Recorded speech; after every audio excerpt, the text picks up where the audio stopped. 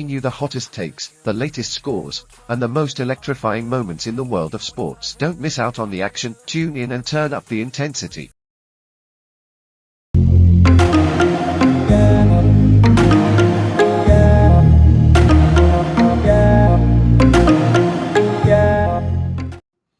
What's good with ya? What's hood with ya? What's going on, people? Back again on the forward. You know what it is. Bar level, we there. Hold on, let me just quickly just switch that up. Get me? Got the ticker on, got everything going. We got bits and bobs to talk about today. God damn it. You know, as always, I've got my co-host MC50 in the lobby. I'm going to bring him in a second. Let me just get right, make sure I'm right here. So make sure, please, you subscribe, you like wherever you're watching from. You share, and you share some more. Because we need that love. We build in 2024. We on and we on. You dig me? All right, so let me bring in my partner in sports crime. And here's MC50. Yes, my lord. We are the king. Yeah, man. Going out to all of the bar viewer level viewers. New Year greetings 2024. Yeah, I mean, and as I said, we going on with bar level, man, hotting it all up with some new segment, Wicked Car. Yeah, get me. Don't worry, that's you hear me? That's dropping. You hear me? It's gonna be a good look. It's gonna be a good look. All right, so we're gonna jump straight into this. Let's do it. It is what it is. FA Cup, innit? FA Cup. Yeah. God damn it. So I'm gonna quickly run down what's going on. And then I'm going to quickly run down the results. Quickly. Only the Premier League teams that played. So whoever they played, home and away, I'm going to run through it quickly. All right. Yeah. So Palace versus Everton was a 0-0 draw. So they're going to have a replay. We're going to give our prediction for that at the end. Brentford versus Wolves. That was a 1-1 draw. Another replay for them. Get me? We'll give our predictions for that. Fulham versus Rotherham. Fulham took them out 1-0. Spurs versus Burnley. Spurs took them out 1-0. Sunderland versus Newcastle, which we did a live watch along to. Newcastle pat them up 3-0. Pat them up, boy. Real. Get me? They didn't make it look like a derby at all. Gillingham versus Sheffield United. Sheffield United pat them up 4-0. Nothing to talk about. QPR was hosting Bournemouth. QPR went out 3-2. Bournemouth took that. That was a good game. Stoke versus Brighton. Brighton took that 4-2. They weren't going to Stoke on a Tuesday night, bro. Last night was crazy. Chelsea versus Preston North End. Chelsea took that 4-0. Middlesbrough versus Villa. Villa took it 1-0. Man City versus Huddersfield. City took it 5-0. Forest versus Blackpool. That was a 2-2 draw, so they're going to get a replay. Yeah. West Ham versus Bristol City. That was a 1-1 draw. That's going to be a replay. And, of course, the last game of that weekend was Arsenal versus Liverpool, and Liverpool took Arsenal out of there. Oh, my days. We watched that. And I also did a watch-along, and Fives joined me. Get me? We did it. So it was on Gooner on the Sofa and 587 TV bar level. And come on, damn it, man. Might as well start off with that one there. Nuts. How many opportunities do we need? How many opportunities did we need? It should have been at least 3-0. Should have been 3-0 by halftime. We can't score these goals, man. You, man, created. And like I said on the watch along, I don't give a damn. I say it now to all you gooners on the sofas, each and every one of you, and this is the real talk. Don't be offended. Go on, say it, mate. Don't be offended, because blacks don't carry back feelings. Hear what all the gooners, the person who lost you the match was Kai Havertz. He lost you the game. He should have scored twice. I don't care about him not scoring. That brother should have been taken off that pitch on that day. Right? I don't know what Arteta was going. I could see when I sent you that. I haven't watched them thing there, bro. Get me? No. I haven't watched them thing there because I already know what Arteta's did. I agree with you and I don't agree with you. He wasn't his game that he was shit at. It was his finishing that he was shit at. Get me? He It kept was his finishing. Pop procrastinating the all ball the time. away, bruv. Take the His first strike. brain is not wired. You know what I'm saying? You can't listen. This is why I always use. This is why I always will always come back to Dennis Bergkamp. Always. Because Dennis Bergkamp, as I keep saying time and time again on the show, Dennis Bergkamp envisions his shit before he does it. He already knows what he's doing before the ball comes to him. That's what they're all supposed to do. That's football IQ, bro. Yeah, that's what they're supposed to do, though. You're meant to think about before Yeah, the ball comes to you. they got IQ. They got talent, but they ain't got no IQ, bro. You're meant to have your head on a swivel, so you know if anyone's coming to you. You're meant to know your next two moves. You gotta know who you're gonna pass to and where you're gonna run to. You should know this already. Right. Again, like I said, what I like Bergkamp would always find the rascal pockets, the little spaces and the little pockets to find. And when he gets a pocket, he's creative in that pocket. He gets the ball and he's creative. He already knows what he's doing. Yeah, facts. And even if he hasn't pre-planned it, it's off instinct. He's got it off instinct. So as soon as like he said about the Newcastle goal, he wanted the ball played over. Perez played it short, so he had to do something quick. And look what happened with the quickness. But look at guys like Perez and Freddie Lewinberg and all that. Them man, their speed of thought. They already know what they're going to do, brother. This is what we're talking about: great and good and mediocre players, bro. Yeah, man. Great players already have envisioned what they're doing. They already know what the fuck they're doing before they even hit that fucking pitch, bro. Facts. They already know what they're going to do in a fucking week. These men dream about this shit. These men have visions of this shit. I already dreamt it. That's why I always say. That's right. The Bergkamp goal for Holland in the World Cup. When he did that. Brother, that told me I dreamed this. I already dreamed this. That's right. That's right. He envisioned that. Yeah, I already saw this. I saw this already, and it just happened for you, man. It came tangible. It came tangible. He made it a reality. He did what he envisioned. Yeah. Imagine that. Listen, like all ideas, everything that we see around in this world and what we have is an idea. The phone was just an idea. A phone. They'll start making the space ones, and then look how they develop these phones. Like you fucking wear them on your wrist. You know what I mean? They all started with an idea, a vision, and then they made it tangible. That's what Steve Jobs done. That's what he did. You know what I mean, King? But all right, we move up. Might as well jump into your team. Your team won. You won 1-0. What are you saying? What I say, really, truly, I'm not jumping head over it. You talk about Burnley here, bro. This is not Liverpool, bro. It's not Man City, bro. This is Burnley, bro. You might have been playing a championship club or a League One. And then on top of that, we're all jumping for joy. Yeah, it's a good goal. I like the goal scorer, must say. I do like him. But the way they're jumping for joy, screaming up and down the pitch and all the rest of it, like, come on, bro. Why are you man behaving like that? This is Burnley, for God's sake, man. You end up in there like, oh, we done a great thing, and oh, we got the same team or whatever. We're a bomber club. Yeah, we don't want that. None of us don't want that, brother. Yeah. All right. So what? So you're not allowed to celebrate that? Brother, celebrate, bro. Score the fucking goal. Get the fucking ball. Get back to the blood clot centre circle. Go again, innit? Fuck all this celebrating shit. What for? It's Burnley. This is not Manchester City, brother. This is not Liverpool. This is not Arsenal. See what I'm saying? And even down to Villa. It's not even Villa. Villa come down by us and lash us like it's a home game for them. Yeah, no, I think I understand what you're saying. You know, like when a Premier League team plays like Sutton, them man there, right? When they play them man there and they start scoring 4 and 5, man don't celebrate. They just do a little jog. So why you celebrating against Burnley? Because there's no need to celebrate because you know your level's above, man. But we all know already that the Premier League, even though this is the cup game, Premier League, anyone can beat anyone on the day. So just because it's Burnley and they're not doing so well right now, there's still like you say, what's on the shoulder?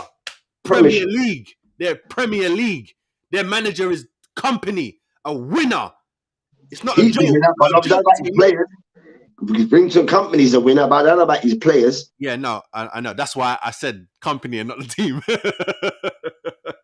You get me? But, all right. Those are basically the main games that because we did the watch along, we did 2 watch alongs and all that. We got 4 fixtures. That's going to be a replay.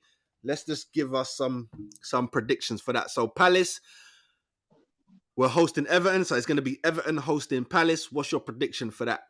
It's going to be a 1-1 draw. It's going to be a 1-1 draw, extra time, penalties, and sudden death. And who's taking it? Palace. So you think it's going to go to Pens? If Palace don't take it, Roy Hodgson's out of a job straight. Pens. Sam Dyche is cool. He had a 10-point deduction, and his team are fighting. So he's got his job. Roy Hodgson has to win, or he's gone. And this is January, right? Transfer, right? Transfer portal, right? Yeah, we're going to be talking about some stuff. All right, I think because you just said that, especially you said that, I'm going to go the other way. 2-1, Everton. I think they're going to fight because, boy, I know they just need to fight for the Premier League, but if they could grab something and get me, have a nice little journey and stay safe, that would be nice. Next one. I think they've too much on their plate right now. They've got to concentrate on the Premiership. I don't think they're going to go. The Cup don't really mean a lot great leadership. They need to stay in the Premiership. 10-point deduction. They lose more money if they're out of the league than winning the FA Cup and being out of the league. Facts. Wigan, innit? Facts. All right. Brentford versus Wolves. 1-1 draw. So now it's going to be Wolves versus Brentford. And where they're playing is at Molineux. It's going to be Wolves. Yeah, it's going to have to be Wolves because that's the second replay, innit? Brother, I mean, I know anything past the last got Watford get on any night is a cold night, bro. anything over the Watford gap is cold, brother. Yeah, I can't believe yesterday, but I think I think Wolverhampton would do it, but I reckon it'd be a 2-1 victory to Wolves. 2-1. You know, team has to go up north to be playing them cold teams up there, brother. Yesterday was the epitome of a cold night in Stoke on a Tuesday because it was Tuesday yesterday. It's freezing, yeah, in London, and God knows what the temperatures was up there. I'm going to give the prediction that you gave for the last one. I think this might go all the way to Pens, and then I think Wolves will take it. I think they might have better penalty takers. All right, last two, Forest versus Blackpool. So it's going to be up at Blackpool this time. Blackpool versus Forest. Forest is going to just deal with them and done the thing as a chop. We're done. This was a 2-2 draw, so they both scored. Yeah, Blackpool came out fighting. Of course, bro. This is the lower club's dreams, bro. This is what they dreaming about. Is Blackpool in Championship or League One? I think they're in League One. Right. Now, those clubs in League One playing against Forest, regardless if Forest is in the Premiership, their mindset is, right, we don't give a damn. They're still a Championship team. So we're going to play them like that. We don't care they're in the Premiership because we only played them. They only went up one season ago and we played these guys. But yeah, they're League One. They're League One and they're 8th, Blackpool. Right. So as far as they're concerned, they're getting up against a Championship team. That's how I reckon that's what their mindset is. I don't think they're looking at what these men are really Premiership until they stay there. That's disrespectful. No, but you're in the Premiership, but doesn't mean to say you're in there. You got the shirt, but boy, can you stay there? When you stay there, then you can say, "What? We're a proper Premiership club." Right? Yeah, real talk. Yeah, you're right. I think you have to stay for at least 5 years to say I'm a Premier League club. You're in the Premiership. You're in the Premier League. You're in the league, but you're not sustaining to stay in the Premiership. Yeah. Real talk. I hear you. So what are you saying then? 2-2 draw, and now what? Now Forest is going to take that. Forest is not going to play with these guys. Forest is not going to play with it unless Brito, as a manager, he's going to listen. You man, he's going to listen. I forgot about that. Yeah. He's going to whip them. He's going to make sure. Listen, we're going to have to blow these teams out, man. Stop playing games with these guys. Yeah, real talk. Stop playing games. You know what I mean? You're not going to embarrass me and get me sacked. No. You get me? Like you man did him.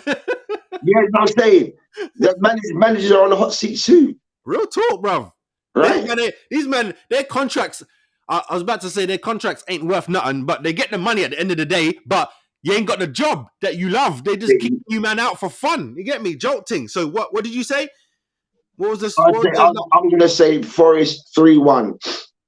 Forest 3-1 on the return. Ooh, yeah. I like that though. You know, I didn't actually see the highlights. Actually, I did. I saw the highlights. It was like the goals. I saw the goals. It was the goals. I didn't see like the game. Blackpool put up a good shot, but right about now, I think they put up such a great shot that they're exhausted and they're fatigued from that performance Yeah, against. you think they spent they're their spent now, energy? bro. They're spent now. Okay. When you put in your all, they only get towards you're fucked. You're like, oh man, fuck this. Yeah. All right. I agree with you. I'm gonna go with that 3-1 as well. All right. Bristol versus West Ham. That's what it's gonna be. Bristol Rovers. I saw that game there, but West Ham. My second team is gonna bang them. Fuck that. They're gonna bang them. That's what I thought. This first leg. Well, it would have been a replay, so you know. Yeah, but West Ham gonna bang them. There's just a feeling like 2 boxes in it. Got to feel. Got to draw. I don't know. Next time we meet again, I'm gonna smash this cup to pieces. Smash your door down. All right, cool. So yeah. So what's the numbers you got? I got to another. I got 3-1. Another 3-1. Bristol Rovers will score. Was it a last minute Bristol? Yeah, it was a last minute. But I think was it a couple minutes? Last minute, last minute because Bowen scored, and then my guy, I think it was an error in the back, and my man just went straight through, and he just went straight through. Yeah, I saw it, and he licked that boy. Yeah, man. He licked that boy. That was his whole life. He hit that boy. He's in the Olympic Stadium. He never know. He's not going to be on the track. He's not. Oh, he knows, brother. I'm in the Olympic Stadium, brother. I'll be forever etching up, brother. In his head, brother, I scored at the Olympic Stadium, bro. Facts. He's celebrating now, bro. He's celebrating. It might be West Ham's grand, but brother, this is the Olympic Stadium for me. Yeah, brother, you see both ran here, bro. Shelly and Fraser ran here, bro. Facts. All right, cool. So we wrap that. That's that done. We're gonna move into gonna have some fun with this one. I'm gonna talk about can a great club fall. We'll be back. Bringing you the hottest takes, the latest scores, and the most electrifying moments in the world of sports. Don't miss out on the action. Tune in and turn up the intensity. All right. Here's the question, Fives. Before you hit the question, love the logo there, bro. Yeah. Switch it up. Don't worry. Switch it up. Look at this one as well.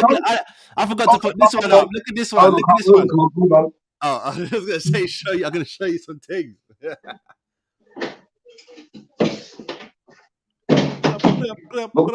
bar level cup, bro. We got a bar level cup, bro. You know what I mean? We got a bar level cup, bro. I hear me, man. Get me. Yeah, man, all right. I'll show you something when it switches up. All right. So my question is this, right? Let me get it all out. So the statement is, can a great club fall?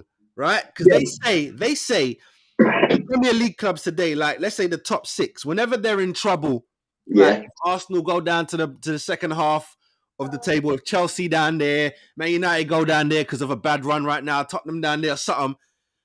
All the pundits will always say, they'll be all right. They're too big to go down. They'll be all right. They're too big to go down. And I always think to myself, really?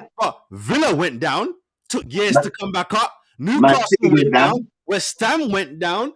Man City went down. Fulham went down. Man United have been relegated before. Man United been down. Fulham has been down. So, but you know, I know why they're saying it. I think they're saying it because it's just way too much money. Like, imagine seeing Imagine seeing Man City as Man City right now in the Championship. That's not going to happen. It could happen, but you know, like, them man got so much money, they'll buy all the defenders they need to shop so they don't concede no more goals. Bro, listen, hear me now. Everton just had a 10-point deduction. Manchester City's got 115 charges against them, and I'm not talking about that. No, that's what I'm saying. I'm not talking about when you get charges. My point is this. The fact that they're going to come to court when they feel like it, when they feel like they want to come to court. My point is this: they would never allow Manchester City in the position that they're in to be relegated because they generate too much money for the league.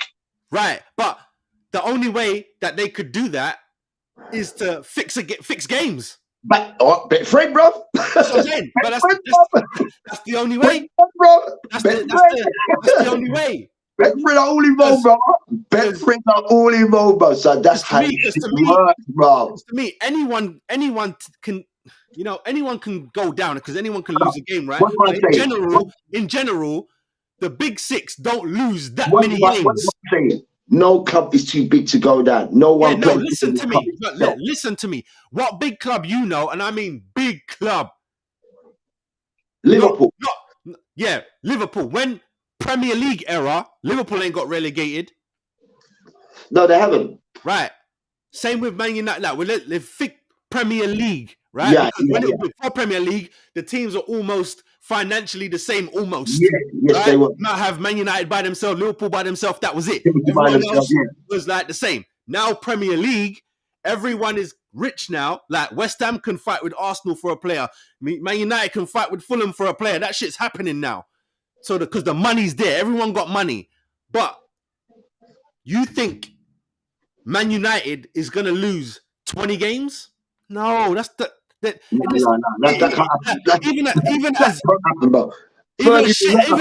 as shit as they are now, as shit as they're playing now, they're not going down. But even you, man, when you say, "Oh, we might go," you ain't going down. The only way to get these big boys to go down is to do Chelsea or City. You have to deduct them. That's the only way you're gonna get them to not win again. It's not gonna happen. They're not. No. Because I'm thinking to myself, anyone can get relegated, right? Yeah. Anyone can. That's the point of the league. Anyone can go down. But when you're just so powerful. I'm only gonna go as low as 10th. I'm not going down. You see what I'm saying? They're too big. Something has to go wrong. Like, see that Newcastle when they had their owners and all them kind of drama. That makes the team go down when you're not spending to make it better. When you're not pushing it. You know what I'm saying? See. Some people will say Tottenham, they're not spending it on the team, but ain't no £1 billion stadium not going to be in the Premier League, bruv. That's just not going to happen. Well, I've got a $1 billion stadium. Yeah. But it's been held up by Red Hot Chili Peppers and Beyonce. I know, but technically, you're right, but technically it's not. It's being held up by the players because they're not losing 20 games. Well, you know what, like I always said, every player is an audition for them. Why should they be loyal to the club when the chairman and the rest of the people are not loyal to them? So I'm here on an audition. I'm going to ball out and I'm on an audition because I know I'm going to get a move. They're not interested in me. They're not going to be loyal to me. They're not even loyal to the managers. 10 games in, you're sacked. So why should I be loyal to the club? I'm going to be loyal to the players. As a baller, I'm loyal to my players because that's my team. That's my man that I'm going to war with, isn't it? So I'm loyal to them, but I'm not going to be loyal to the general because the general is on some bollocks. He wants to talk shit, but don't want to come into the battlefield. That can't work. I don't take no orders from you. If you're not prepared to get in the battlefield with these soldiers, like what we got here, you've never been in the battlefield, but you're giving orders later. I'm not down with you, brother. You're not taking my platoon to get wipes out. No, I'm fighting with my platoon as a baller, and I'm playing for my platoon. Fuck the generals and those who pencil pusher suits. I'm not doing it for them. Fuck them. Yeah, no, I know. I hear you. I hear you. But it's like, it's hard to explain. See, with that mindset, it's cool to say that, but the bottom line is you're doing it for the owner. That's the bottom line. You can say, I'm doing it because of my brethren, my ballers next to me. If you win the game, the owner gets love. He's going to get credit. He's going to get money coming in. So you can say it. You can say that you're not doing it for him, but you're wearing his shirt. Okay, prime example. I'm a Spurs fan. Me, Expression, and man like Matt. We win the game, and we still don't give a fuck that Danny Levy runs. We don't like him. Fuck him anyway. We're not winning for you, brother. We're not cheering for you. That's what we are. No. I know that you're not cheering for Levy, but if you show up, Levy's getting paid. Yeah, of course he is, but we want entertainment, innit? There you go. And he's the one in charge of your entertainment. There's no way around it. Like I said, coaches leave, players leave. Yeah, Ross got chairman and CEOs and presidents fucking leaving. Shut. Who don't leave is the fans, fam. The fans don't leave. They can't leave. Although some people do, them jokers of call themselves fans, jumping ship and shit. But to stay on point, big clubs can go down, right? Of course they can. So hold on. So didn't the Titanic get sunk? Yeah, that's because the ship was made madly. What? No, Who's because so you know why? right then? So out of the top six, who could go down? Who? First and foremost, who's in the category of the top six? Let's get that out of the way. Who's considered as the top six? Because right now, Villa is top six. Nah, bro. Villa's not top six. You know They that. are now. At the moment, they are. They're in top six position. Yes, true. That don't make you top six. Remember, Villa win our blood cut European trophies, you know, brother. I know. Villa got no Remember this topic. Villa's been relegated, you know. Yeah, exactly. You man haven't. Yeah, but we ain't my fuck all neither. There you go. We've never been in the top half of the fucking league. Well, when we do get to the Champions League, that's where you live. All right, when we got to the Champions fucking league, what happened? Fucking disaster, bro. we was in the final, bro. I know. Final. And what did they do? What did CEO and what did the sponsors do? Got rid of Luca Mora and bought in Rascal metatarsal fucking cane. Metatarsal cane. That's hilarious. But all right, cool. People, if you're watching this, let me know down below. Do you think there's some clubs, i.e. Man United, Man City, Arsenal, Chelsea, Tottenham, you can even put Villa in there if you want to, that can't get relegated from the Premier League? They won't. It won't happen. Unless, obviously, charges and stuff like that. Because, you know, Juventus in Italy come out of Serie A. But I'm talking about playing. I told you Marseille. I'm talking about, yeah, so did Marseille in France. But I'm talking about no corruption, playing the game. Can these top teams lose 20 games, even 30 games?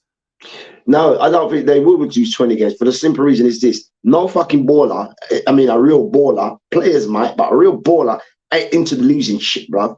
That's what I'm saying, Five. So it's not going to happen. I know you're trying to make it down to the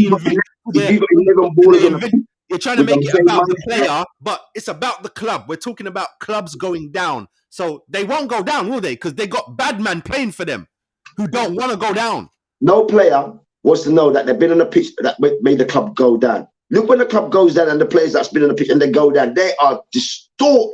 They are disturbed, the players, because they know they're going to be in history that when they went down as a relegation club, you lot was responsible for that because you lot was on the pitch on the day. Facts. That's horrible. Facts. What's even worse, some of them, as soon as they get relegated, they jump ship. They're gone. Brother. But at the same time, like you saying, if sometimes it's not down to one player. Like you could have some bad man in your team. It's like when you man got Defoe, West Ham got relegated, right? Yeah. Right. Now, they were talking bad about him, that he jumped ship. I myself was talking bad about him. I was like, it's your fault. But at the same time, he was scoring goals for West Ham. So it wasn't his fault. It was the defense's fault. Listen, wait. Don't agree with me yet because I'm going to turn it. It wasn't his fault. It was the defenders. It was defense's fault and the goalkeeper letting it in. But you do defend as a team. But I switch it on you because you already agreed when I told you, you man ain't won nothing and you have to rate Kane because he did his job. The rest of your team didn't do their job. He did his to the point where he broke your record for scoring goals, for crying out loud. You can't ask him to do any more. Really? Well, as far as I remember, last time I remember, points make prizes, bro. Again, you're not listening, but see, his goals were great, and he's a club leading scorer, all-time record scorer. And he won you games and brought you back into games. But what I'm saying is, listen. What I'm saying is, when it comes to winning, that's him scoring. So he's doing his job. Harry Kane was doing his job. Your job is to score. Alan Shearer, he did his job, and then the rest of the team didn't do their job. All right. Well, let's turn this around again. Alan Shearer, went to Newcastle. He banged in goals for fun. Right. 200 on top goals of the Premiership, but he ain't got no silverware, bro. At Newcastle, no winners, bro. At Newcastle. At Newcastle. Yeah, he got that Blackburn with him and Sutton. Yeah, he's got his trophy. Then he went home. But what I'm saying is, he went to Newcastle. They had that one season. The entertainers. They tried a thing, but he still did his thing. Bad man players up there that time. There, Asprilla. Listen. Solano, that's a sick player. Alan Shearer did his job. He scored the goals, right? Right, yeah. I scored the goals. You pass it to me, and you man at the back stop the goals. That's right. But you lot didn't do your job. I did mine. So you can't blame Alan. You can't blame Kane. It's the rest. It's a team game. You can't win with one man. True. Well, you can't do Messi. That's what I'm saying. It's a team. So you can't blame Harry Kane for you man not winning. The rest of the team didn't do their job, Fives. That's what I keep saying to you. Well, he's part of that team. Yes, he's part of the team that did their work. Yes, of course. He's done. You don't talk about the person who did their work. You know what? You know what you're doing? This is what used to piss me off in school. You know, one person does something, but no one don't want to say nothing. Everyone be quiet like you're supposed to. We're not writing out no one. And then the teacher says, all right, then you're all staying back. What? Yeah. I did my work. I'm going home, blood. You best believe that. You get me? I don't know what family you lot are raised from, but if my mom knows I did my shit and I can go home. So I don't know what you lot are talking about. This ain't a team. It's a class.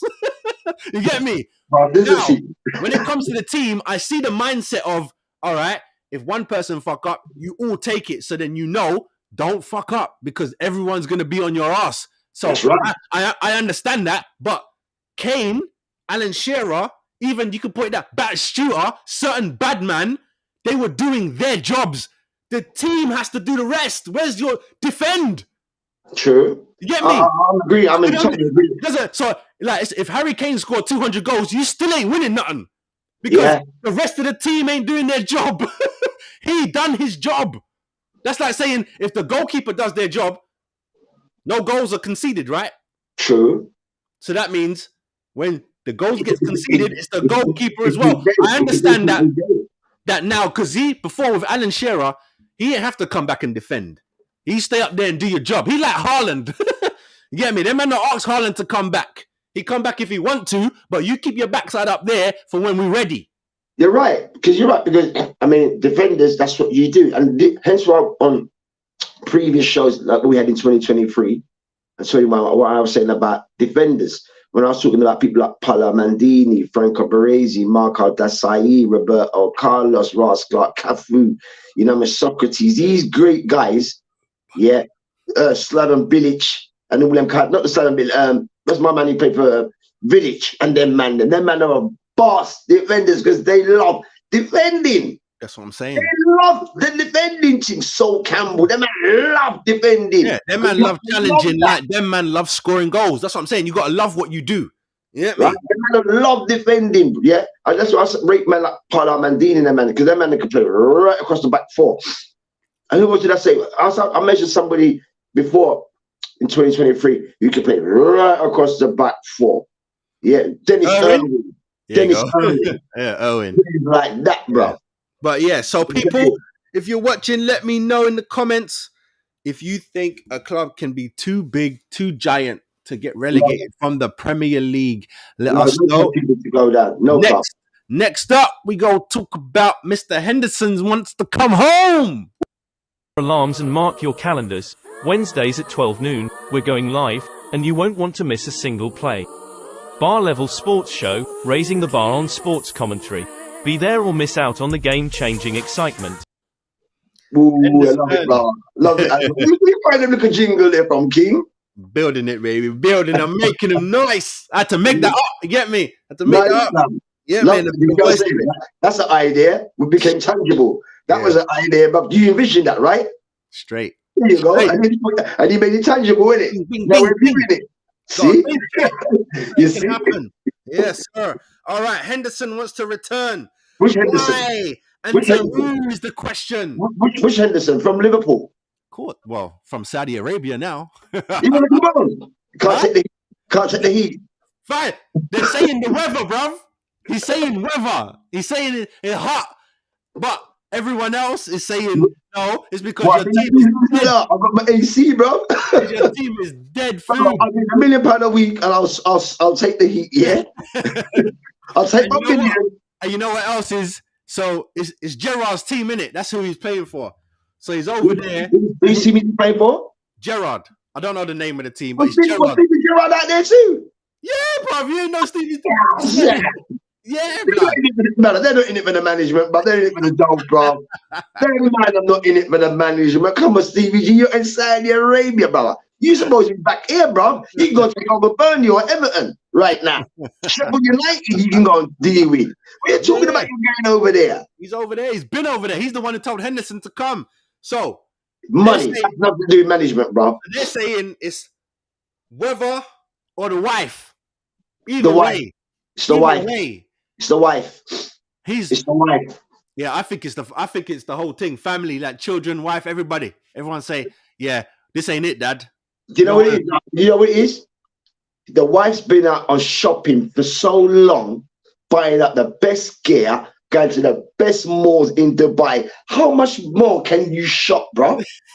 It's only been like 18 months. Not even that. Bro, that's a lot of shopping in 18 months, bro. No, it's been like 6 months, 8 months. Brother, I can get better. If I'm out there, I can do 6 months of shopping easy. And I know any woman in those places and with that type of capital, they're gonna spend, bro. What? Limited what? That's not the reason. That's not the reason, because you can do that anywhere. You can go to France, spend in Monaco. You can go to America, spend in LA. You can come to England, spend in London. Yeah, but LA and all that place, them places is dead right now. You know what I'm saying? You know, you want to go over there and pay no. Well, okay, if that's the case, then why did Stevie G go to America? Why did he go to Miami? Why didn't you go to one of them Supersonic? Why didn't you? All right, there you go again. The money. Yeah. Okay. The wife's gonna love it. But if anyone, that's what I'm saying. Anyone who went over there and didn't say I'm going because the money's good is lying. Karma, they cater to them. You think Stevie J, before he signed that contract, he never had all stuff in place, schools, on all the time for his kids. His wife's gonna have a motor. She can get what she wants. She can go anywhere she wants. She can shop in it. She's got a limited Amex. Oh, babe, you don't got to go manage. Oh, babe, do what you want to do. You got a chauffeur-driven driver. You got rascal chefs cooking your fucking food. You got rascal nanny looking after your kids. What the fuck are you gonna be doing, bitch? Fucking sunbathing in your rascal bikini, bro. In fucking soaring temperatures.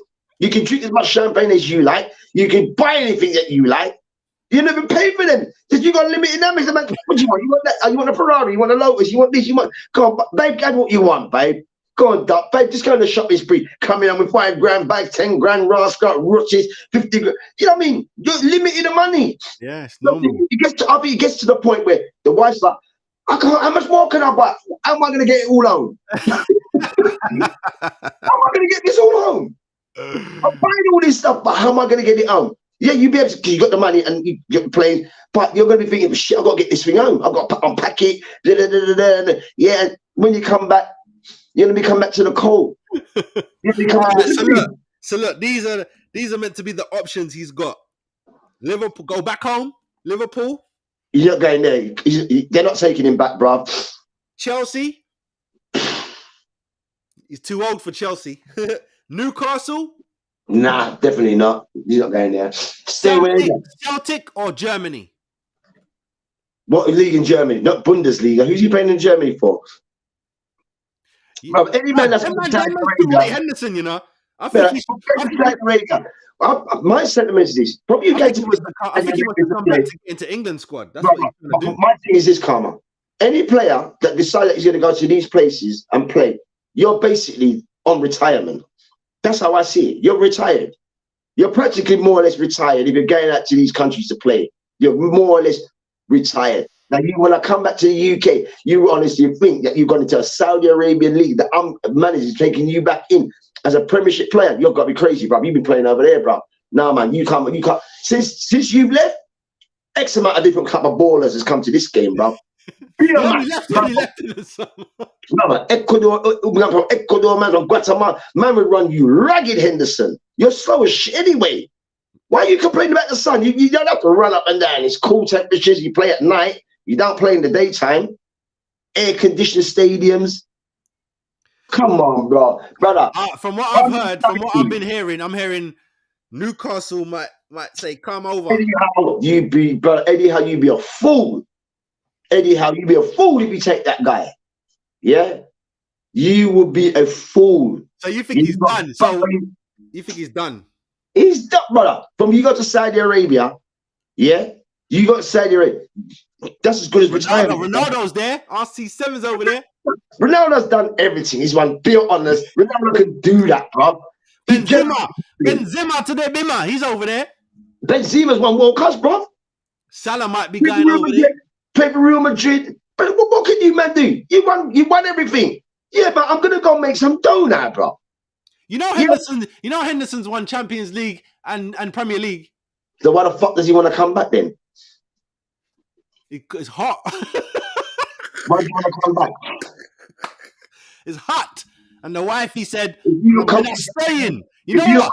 See, if I was him, if I'm him, I'm going to see out my contract because I wouldn't have signed nothing longer than 2 years. Tell the missus, you just come over and check me. That's right.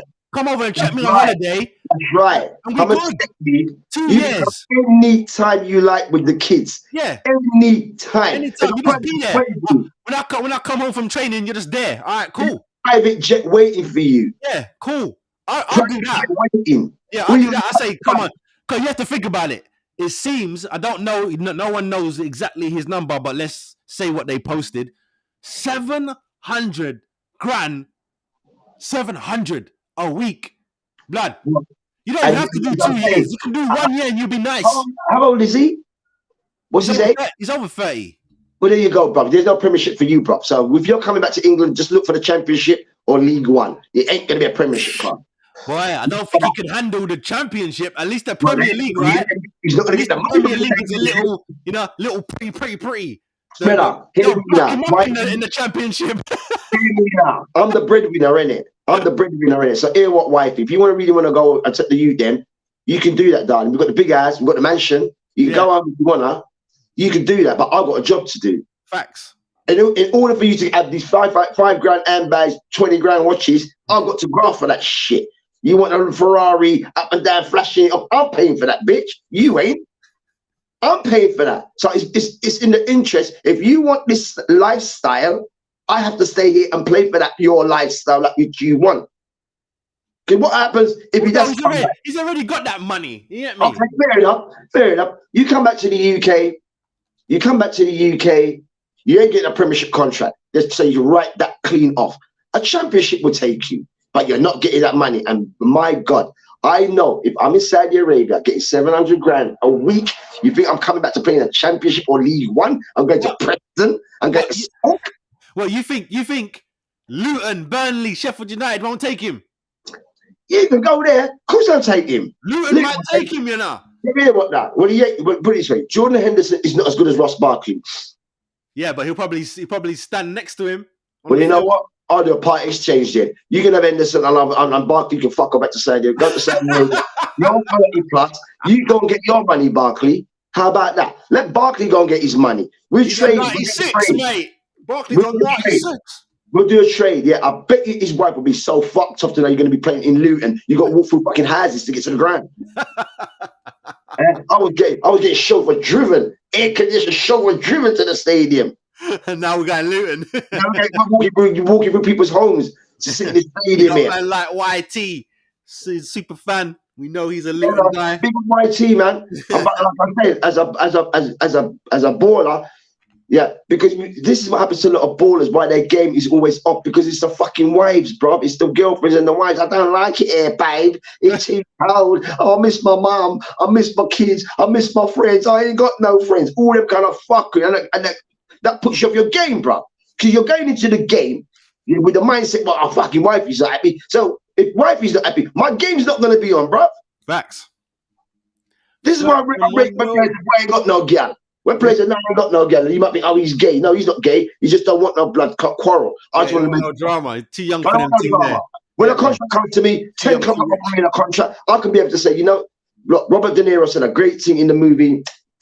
Oh God, what's the movie called? Oh God.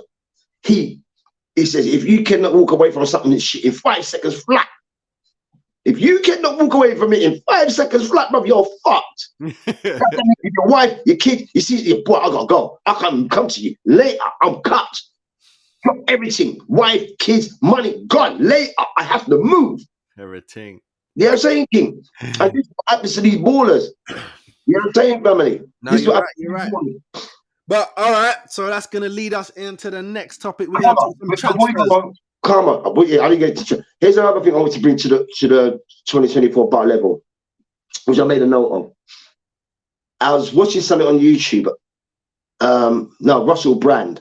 As a matter of fact, I was watching Russell Brand, and Russell Brand was covering about all ballers are just collapsing on the pitch all across the world. Young players, bro. Right, we spoke about this last week. Yeah, I know.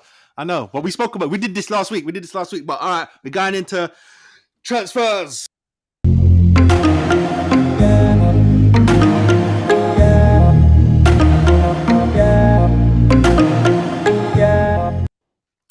That's not the new one. I was meant to put the new one up. Copy of bar level club. All right, so this is basically for you, really. You get me? But we're gonna dip and dive. So I've got what's that? 1, 2, 3. So Timo Werner. See the copy, well, he won't be holding on to one of these, that's for sure. He is holding on to one of your shirts. He's not holding on to one of these. What are you saying?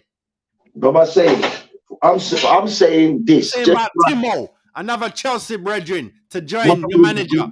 What is it? Here's the thing. What is it about the North London clubs buying all these ex-Chelsea players? That I can't get down. What is that about? Blood, I know. Arsenal when they come to Tottenham. What is it about over North London? Is it because of the money? Although I can say we dashed them couple, man, as well. I don't know what that's about. Them man, they had Anelka, Petit, Fabregas. I don't know.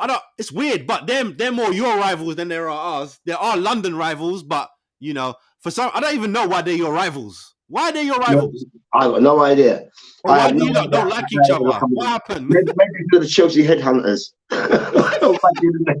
Maybe because of the Chelsea headhunters. Because I've been to Stamford Bridge and I went there with man like Jabba Deuce and them man them and all the man. And right about now, like I said, them man them, when you bring them man them, none of the Chelsea headhunters, because they all knew him, they all know Jabba. All their football players up and down the land know that man there. So Timo Werner, you beat him. He could have gone to Man United. They wanted him. He said, no, I want to go Tottenham. I don't give a shit about Man United. He can go if he wants to. I don't care about that. That's Man United. No, Man United wanted him. He wanted to come to you, man. Well, I don't want. He's at you now. There's no conversation. He's got the shirt, blood. You're talking about. He's at Tottenham. He's at Tottenham. You signed him on loan. Okay, here what? The conversation that we just had in the last segment was about what? Our club's big enough to go down. Well, This is going to prove our point. Yeah, if he's there, we will go. We'll definitely be in the bottom feeder, bro. If he comes, but he was at Chelsea. They didn't go down. That's because Chelsea had better man than him. Chelsea had better man than him. That's why they were like, later, you ain't good enough, babe. Fuck up back to RB Leipzig. You're great over there. Go there. You're great over there. You know, you eat your Frankfurt as you're great in RB Leipzig. And Leipzig is a great club. And even they got all right, cool. You don't care about him. So one more for your club. This is shocking. Now, the reason why this transfer is happening is because you man just bought someone else. I can't remember his name, but I literally saw him on the telly. Man's at the airport. He's coming to London to sign for Tottenham. From where?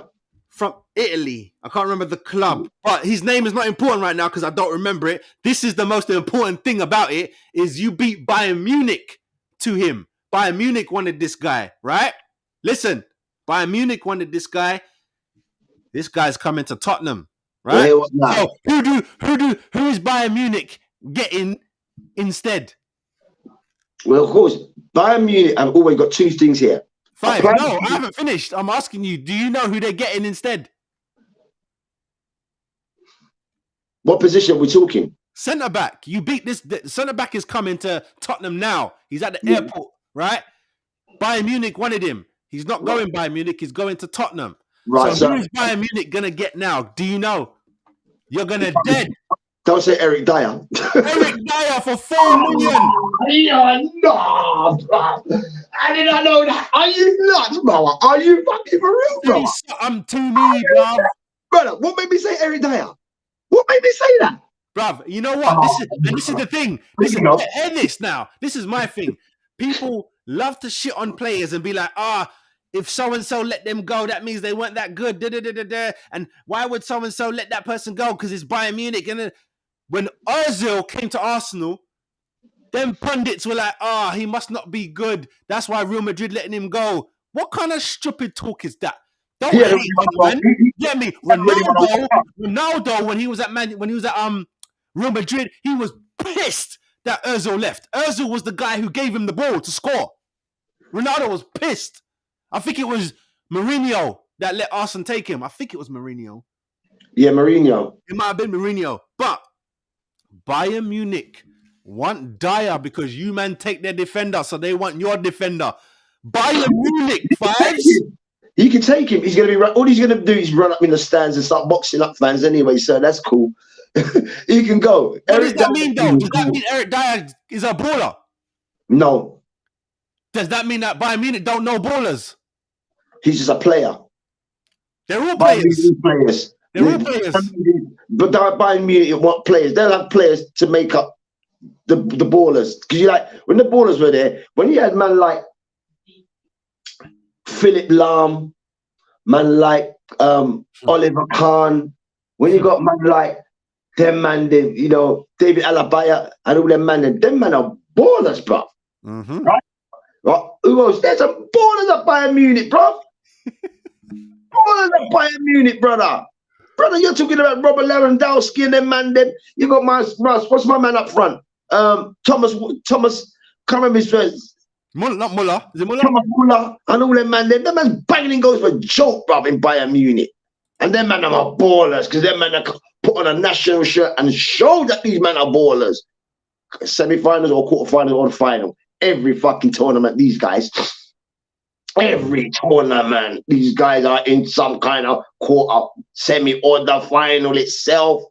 And it's proved they wear the Bayern Munich and the national shirt.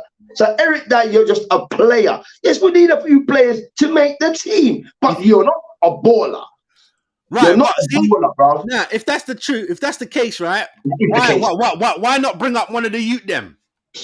Listen, they got a youth there. Of course, Bayern, you think Bayern are idiots. Of course, Bayern's got youths there. We're gonna give this little man a run out. We're gonna give him a thing before we blood a youth. Watch this fullback, because I'm telling you now, whatever you pay, you're getting mugged off. Yeah, they're saying 4 mil for Dyer. Guy, you're getting mugged off. Like, listen, I said, because we will go to the NFL segment, but I'm gonna bring it into the equation in parallel to this. Now, if I'm going to sign a player, there's certain qualities and traits this player's got to have. You've got to have speed, number one. You've got to have an IQ, two. You have to know your whereabouts on the pitch at any given time. Yeah, what's your concentration like? You know what I'm saying? This is all the types of stuff that if I'm dissecting a player, you got to fit these criteria, bro, or you're not signing this contract, bro.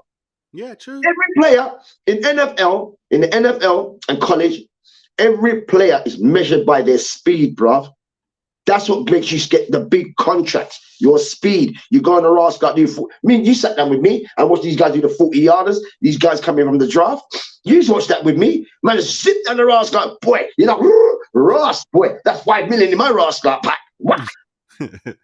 Yeah, 1 second or millisecond, which can determine 100 grand to 100 fucking million, just based on your speed. So that comes into play. So Eric Dyer is a tortoise. He's a snail, bro. Yeah, so yeah, he can do it over there.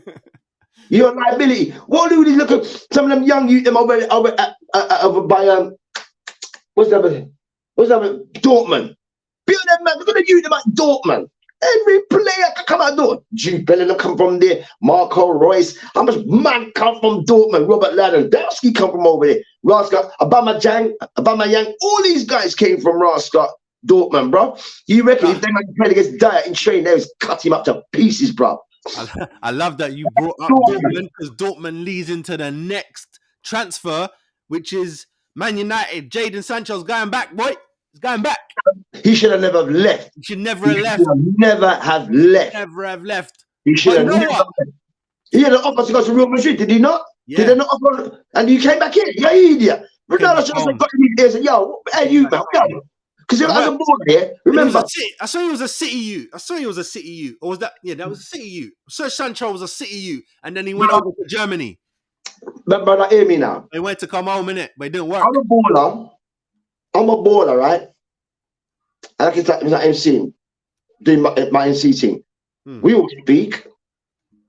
Well, I don't. Well, some I don't get down with at this present time. But what I'm saying is this: when we're ballers, just like coaches talk, the players talk. If I'm a baller and I'm playing over this ball club, we got Andrew. Andrew tell you straight, boy, he power with this young man now from this club. I power with that man from that club. I power with this young man now from that club. We have our conversations. We go up with that from different ball clubs. So we're gonna have a talk in it. So if I'm with a player, like, boy, what's his manager like? Oh, what's that like? Boy, I've been up. If I'm, I'm one left out to the club enough. So that means to me, a player says that to me, I'm not signing. That's enough for me. You know what I'm saying? What's it like, Owen? What's the food like? What's this like? What's training like? Because players are gonna talk, bro. Yeah, man. Players are gonna talk. If I was Jordan Sancho and I was at Dortmund and Man United, I'm going to call up ex-Man United players who played for them. What's it like there? What is it like? I know I can definitely get to Ronaldo. But it's funny that you say that. I don't remember the name of the podcast, but it's Gary Neville, Jamie Carragher, Roy Keane, Ian Wright, and Jill something, right? I can't remember what it's called, but Roy Keane was saying the same thing you just said. He said, because they were talking about transfer window, he was like, yeah, man, agents phone you up when it's time for everyone to be phoning everyone. You phone around like, how's this guy? And da-da-da-da-da. They were also saying that was like the old school way where you invite man, sit down with him, or you go to the player's yard, go and see his family, find out the character of the guy. You know what I'm saying? You don't just sign man because he got skill. They're all got skill. They're all footballers. So you go and see the character of the man. Is he good? All they got to do is Google now. But now they're saying Google. Get me YouTube. Quick YouTube. Oh yeah, look. Sign in. You don't do that. Man. Let's see what you got the highlight reel. All right, you look good. Oh, you look good in that game. Oh yeah, okay. Everyone look good on the highlight reel. Everyone look good on the highlight reel. Everyone looks great on a highlight collage. Everyone. Get me? It's right? silly. It's silly to do that. But that's what they do these days. There's too much of that stats and all that far. You have to see it, bruv. But you see, here's the greatest thing. Here's the other thing, as I said. Like in American football, at college, which they still keep, they still keep, as well as the player, a coach looking on YouTube or see the player collage, that same coach or coaches, whoever, have to still go to that youth man's yard to meet his parents or those or his guardians. They still have to go there. You can show this is that, but you have to go to his yard. You want to get him in. You send all these letters of invitation. Boy, come to this school, come to that school. Yeah, I'll come, but the school's paying for every time. Every time you want me to come to that review your school, you're paying for that. Yeah. I'm not paying for that. I'm a high school kid. I ain't got no money. Yeah, straight. You want me, so you got to pay everywhere I got to go. If you want me to come to Alabama, you want me to come to Florida, you want me to come to USC, you got to come to my yard. All these coaches have to come to my house. Let's just say I live in Texas, and you wanted me as a player, as a youth man. But I got my parents are my legal guardian. You have to come and have a word with my aunt, with my mum, or my dad. Facts. I don't care if you come from 20 miles a bus to get here, mate. You want me in it. Facts. You're gonna fly for that. As you say that, since you made that side note, I'm gonna make another side note because I only heard it the other day. You know, Bun B. Yeah. He was saying about how Jay-Z had to get them man on the big pimping track. That Pimp C ain't want to do it. Yeah. That's known, right? But what? They come with dough in it, so they're like, "Yo, got a million for you." So Bun B's like phoning Pimp C, like, "Yo, got the check. Yeah, come over, let's do this thing." Bun B say, "Yo, tell them man, hold their money, bring their backsides down here. They need to come meet everyone." When he say everyone, talk about mum, grand, the barber. You come down here, check everyone, then we will see if I'm gonna do it. Don't be spending no money. You ain't no gal for you. Right. That's right. Blood. You go amongst my peoples a minute. I see who you are. You get me? And what else did he say? What else did he say? He goes, "Yo, tell Jay-Z, go give that money to Tupac's mum." What? Big team there, blood. Don't mess with Pimp C. R.I.P. I just had to get that out because when I heard that yesterday, I was like, don't mess around. There's certain man you can't be throwing money at. You got to do stuff the old school way. Bring your backside down here. No, like even collabing on a song. Don't be sending me no shit by email. Bring your backside down here and we go work together in the studio. That's how you do it. Yeah, me. We fucking sending email shit. That method has worked. That method does work. Yeah. And like I said, like in collegiate football, you as you want to play, you have to come there. You have to come to the person's yard. You have to. I'm not signing nothing. Yeah. When I come to the yard, you got to come to the yard, and Mama will put on a big spread. See if we eat our food the first start. Yeah, some chicken, some cornbread. Get you some iced tea. Just like the movie Air. Remember Michael Jordan's mum? You have to go and beg the mum, blood. The dad chilling in the front, blood. He's making his car. He don't worry about nothing. You better go and talk to the missus, blood. Listen. Hear me now. It's like Coach Prime, innit? This is why they are all shit scared of Coach Prime. Because Coach Prime can go into any living room in America, any living room in any part of America, and say, boy, I'd like to have your son come to Colorado. You think that parent who just had Dion Primetime Sons in there, you are gonna say, you're not signing with him. You're signing with him. My man, come to see us. It's a Hall of Famer. Which is the best player in his position. Are you crazy? And he just come to see us. Yeah, hey son, you're signing. Remember, when it comes to this type of stuff, like what you said about Pimp C, come and see everybody. This is what is the same thing with when they're signing these players, these youth man. Then when you're signing the youth man, you're not just signing him, you're signing his mum, his dad, his uncle, his auntie, his sister, his nephews, his cousins. That's who you're signing, bro. Yeah, you gotta come sweet everyone up. You better make sure everybody's nice over here. Yeah. Everybody's nice over here. And then we will consider. Exactly. Not even yes, we will consider after you do that. Because before they was unable to consider, but because of these NIL deals now, name, image, and likeness, the players had the choice to say, I don't want to come to your school. I'll make more money here. I don't need to go to the NFL yet. I can make more money here before I get to the NFL. I've got money before I get to the NFL. How about that? Nice. And that's much everything. And it would you see in English football, if it was set up like they should have a draft process, because all the kids in the schools up and down the United Kingdom, right, and within Europe, they should have a draft, because in the NBA they have a draft and they draft players from Europe. This is the NBA draft. Yeah, they draft players from Europe. Where do you think gymnast Kaponko come from? He playing in Greece, bro. You know what? In my head, I'm thinking they got the draft and then they got like a transfer that they can go and get, man. No, it's all draft. It's all draft. Most of it is draft, and then you have a thing called transfer portal, like what we got now. We've got a transfer window in it. Yeah. So that's a transfer portal. It's the same thing. Same thing. Players can move in it. Now the players have the power to move. I don't want to play for you. I'll play over here. I will offer you this contract. Come, we'll offer you this contract. Do you know what I'm saying? Same. We'll offer you this contract, and then once we offer you this contract, you know what I'm saying, it's entirely up to you how you want to go about it. Yeah, I'm saying, and the players have the choice now. It's the same as the Bosman ruling, isn't it? Okay, yeah.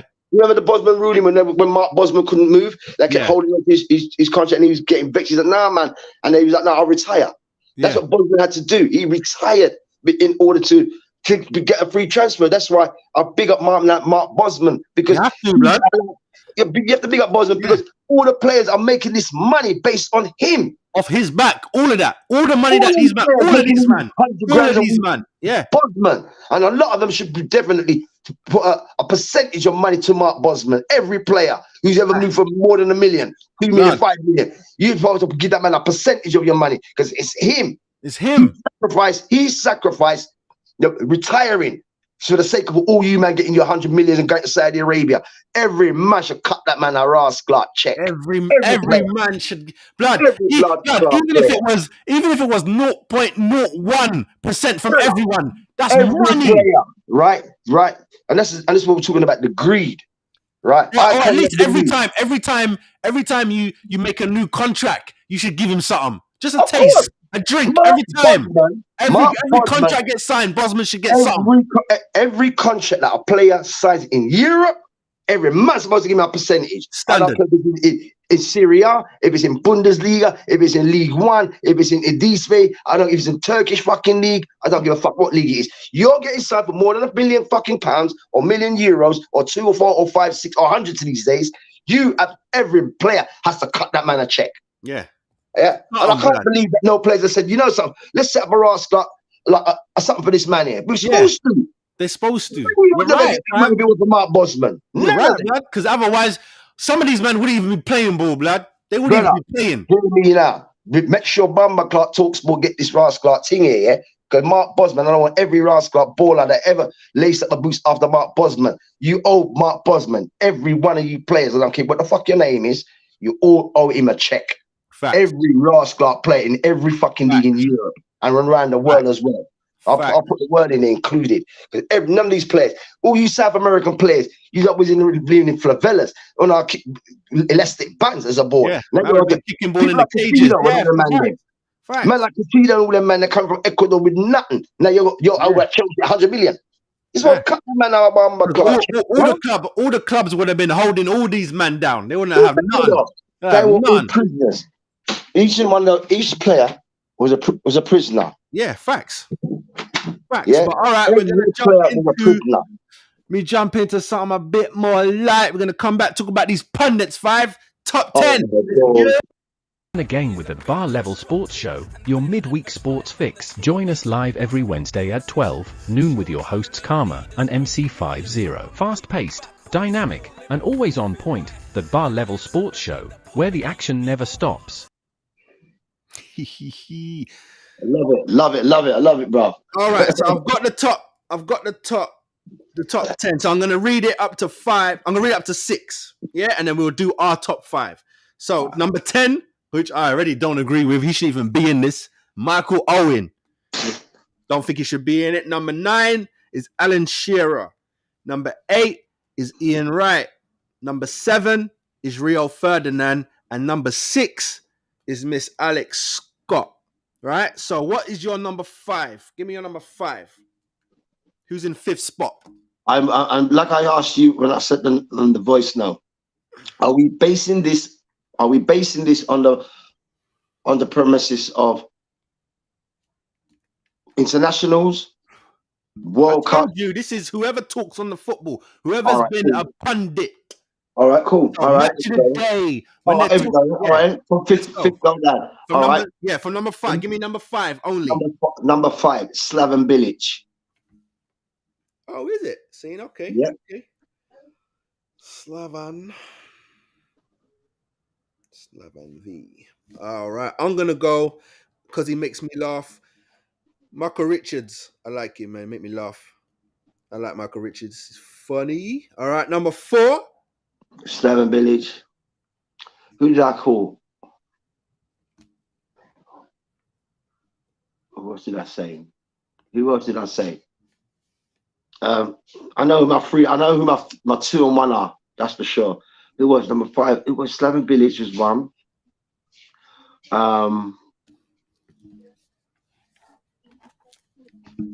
Slaven Bilic. Who else was in there? My number 4 is Miss Alex Scott. I'm gonna go with her. She makes I like her too. Slaven Bilic. So who's your number 4? Slaven Bilic. I'll come back to that, but my other ones are. Wait. All right, so I said my 4th is Alex Scott. Who's your 3rd?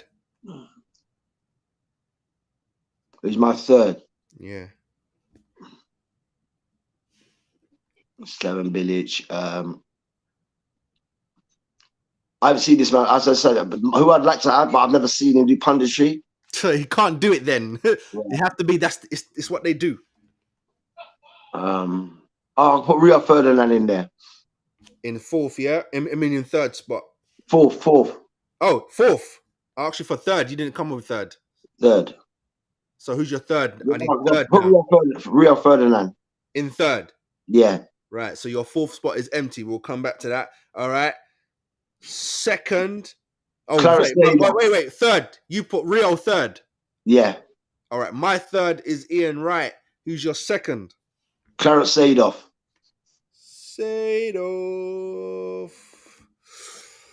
Second. I'm gonna stick with the Premier League because that's what I watch mostly in Champions League and that. And I already got my number 1. Number two. We both got the same number one. Oh, yeah, probably. I think we do. We have the same number one. I don't care for the rest of the man that's on this list. All right, you know what? I'm gonna swap Ian with Rio. I'll put Rio in third, and I'll put Ian second. And we got Sadov second, yeah? Yep. All right, hold the first right there. So on this list, Gary Neville is number 5. Michael Richards is number 4. Number 3 is Peter Crouch. Number 2 is Roy Keane. And number 1, my number 1 is the King. Your number 1 is the King. Of course. And their number 1 is the King. 3 on these, blah, blah, blah, blah, blah, blah, blah. Because he's the best. That was number 4. That was number 4. That was number 4. Roy Keane. Roy Keane, number 4. You know what? Yeah, I was going to put Roy in mine, but sometimes he's on point and what he says is good, but then sometimes he's just moody, man. Hey, teach it real though. He's just moody, but no, when he's normal, he keeps it real anyway. But sometimes he just does it with a mood. There's no need to overdo it. He's upset, bro. Go pay me his bucks. But the names on here, like I said, Michael Owen shouldn't be on here. Of course not. Alan Shearer, you have to put him in there because he's top goal scorer, innit? So he knows what he's talking about when it comes to goal. Goal scorer, but he's not a top pundit. Ian Wright, Ian Wright knows his bits from the dirt. Get me? He came from out there. Rio Ferdinand, can't really say nothing on Rio. Sometimes he says stupid things, but Rio's been a winner. He knows what he's talking about most of the time. Miss Alex Scott, she's the only woman on there representing. I always hold her down. She knows what she's talking about. She's a Champions League winner. Women, she's there. Gary Neville, can't say nothing about his playing, won everything, but I think Gary Neville was an idiot. I can't front with you. I don't care what. Sometimes I do care about what someone's won, but when it comes. No, Gary Neville and I'm glad he's not even on here. Jamie Carragher are idiots, bruv. They're just entertaining. They're idiots. Michael Richard makes me laugh. He's funny, bruv. He's always smiling. He's always got good humor. Yeah. I like no hate from no one. He's a good dude. He comes off like good energy. Peter Crouch, I don't even see him that much. When I see him on TNT, he's a bit of a moody fart himself. Roy Keane, number 2, I'm not mad at. As I said, I think Roy's good. He knows what he's talking about. It's just sometimes he gets a little moody. And of course, the King, Henri. Henri is the best pundit. He is the best. You know why? You know why he's the best? He's the greatest. You know why he's the best and the greatest? He doesn't say nothing crazy. You know why he's the best and the greatest? Because when he talks, everybody shuts the fuck up. Everybody shuts up. And no one don't try to interrupt him. And he talks smooth, quiet, focused. He thinks about what he's saying. And even when you think, they might have him, as in they're gonna get him riled up, like when they talk about racism and stuff. Listen, when they talk about racism and stuff, and you're like, oh shit, here we go. The black brother's gonna stand up and he's gonna wild out. No. We don't do that. Or says stuff like, you have Richards going, this is sad, man. This is sad. This is disgusting. Then you'll go to Henri. Henri will be like, what year is it? And they look at him like, what? He goes, is this not 2023, 2024? Yeah. And this is still happening? What? Smooth with it. Smooth with it. I love Henri, blood. He's smooth with it. Listen, brother. Like I said, like I've always said to you, and I will continue to say this. When Arteta steps down or gets sacked, because one of those things going to happen, make you know, I already said this already to all you gooners, your next dynamic duo managers will be Thierry Henry and Black Clot Dennis Bergkamp. Yeah, I know you said it. When you say duo, I'm telling you. When you say duo, what do you mean? As in someone's the manager and someone's the assistant? It can't be double. No, there's none of that, brother. They're both par on par. There's none of that. No, that can't work. That can't work. Brother, hear me now. Why can't that work? It's just a fucking title. It can't work. It can't work. It can't work because it's tried before. It don't work. Who did you try it? You can't have. Liverpool tried it. You can't have 2 men in charge. Because the players. Not Forest did it. Derby did it with Peter Taylor and Ross Clark, Brian Clough. And that worked. And they won European trophies together. When? What? So Nottingham Forest won a European trophy with Peter Taylor and Ross Clark, Brian Clough. That's not why I asked you. I said, and that's Brian Clough's team. What are you talking about? That even Peter said, but there was duos. There was never one manager. No, it was him. That's like saying, what's his name? McLaren, the Wally with the brolly, is Sir Alex. Yeah, exactly. He's always his position has always been an assistant. In the man ain't brother. I know. That's what I'm saying to you. Someone's second. There's no two number one. Someone is second. That's what I'm saying. Maybe Henri will be the coach, and will be the manager, and Bergkamp will be head coach. You can't have the squad. Who's the squad going to look to? Who's in charge? It can't They're be both in charge. They're both fucking ballers, bro. You can't go wrong with either of them. That's not the question. You can't go wrong with either. This ain't about playing. This is about coaching. Again, Arsene Wenger. Who's your number two? Whoever I pick, it don't matter. Sir Alex, who's your number two? Ancelotti, who's your number two? Jose Mourinho. There's no two man. They tried it at Liverpool with Roy and can't remember his name, but they fucked up. You can't have two men in charge. Is it Roy Evans and Joe Fagan? No, it was Roy and Houllier, I think. Gerard Houllier. They were bringing Houllier in, but really they just wanted to replace Roy, but they just made it ugly. How can you have two men there? How you got one man saying, "Yeah, everyone get up front," and then the other one saying, "You come back." You can't have that. You have to have one message, clear, focus. You get me? When it's training, that's different.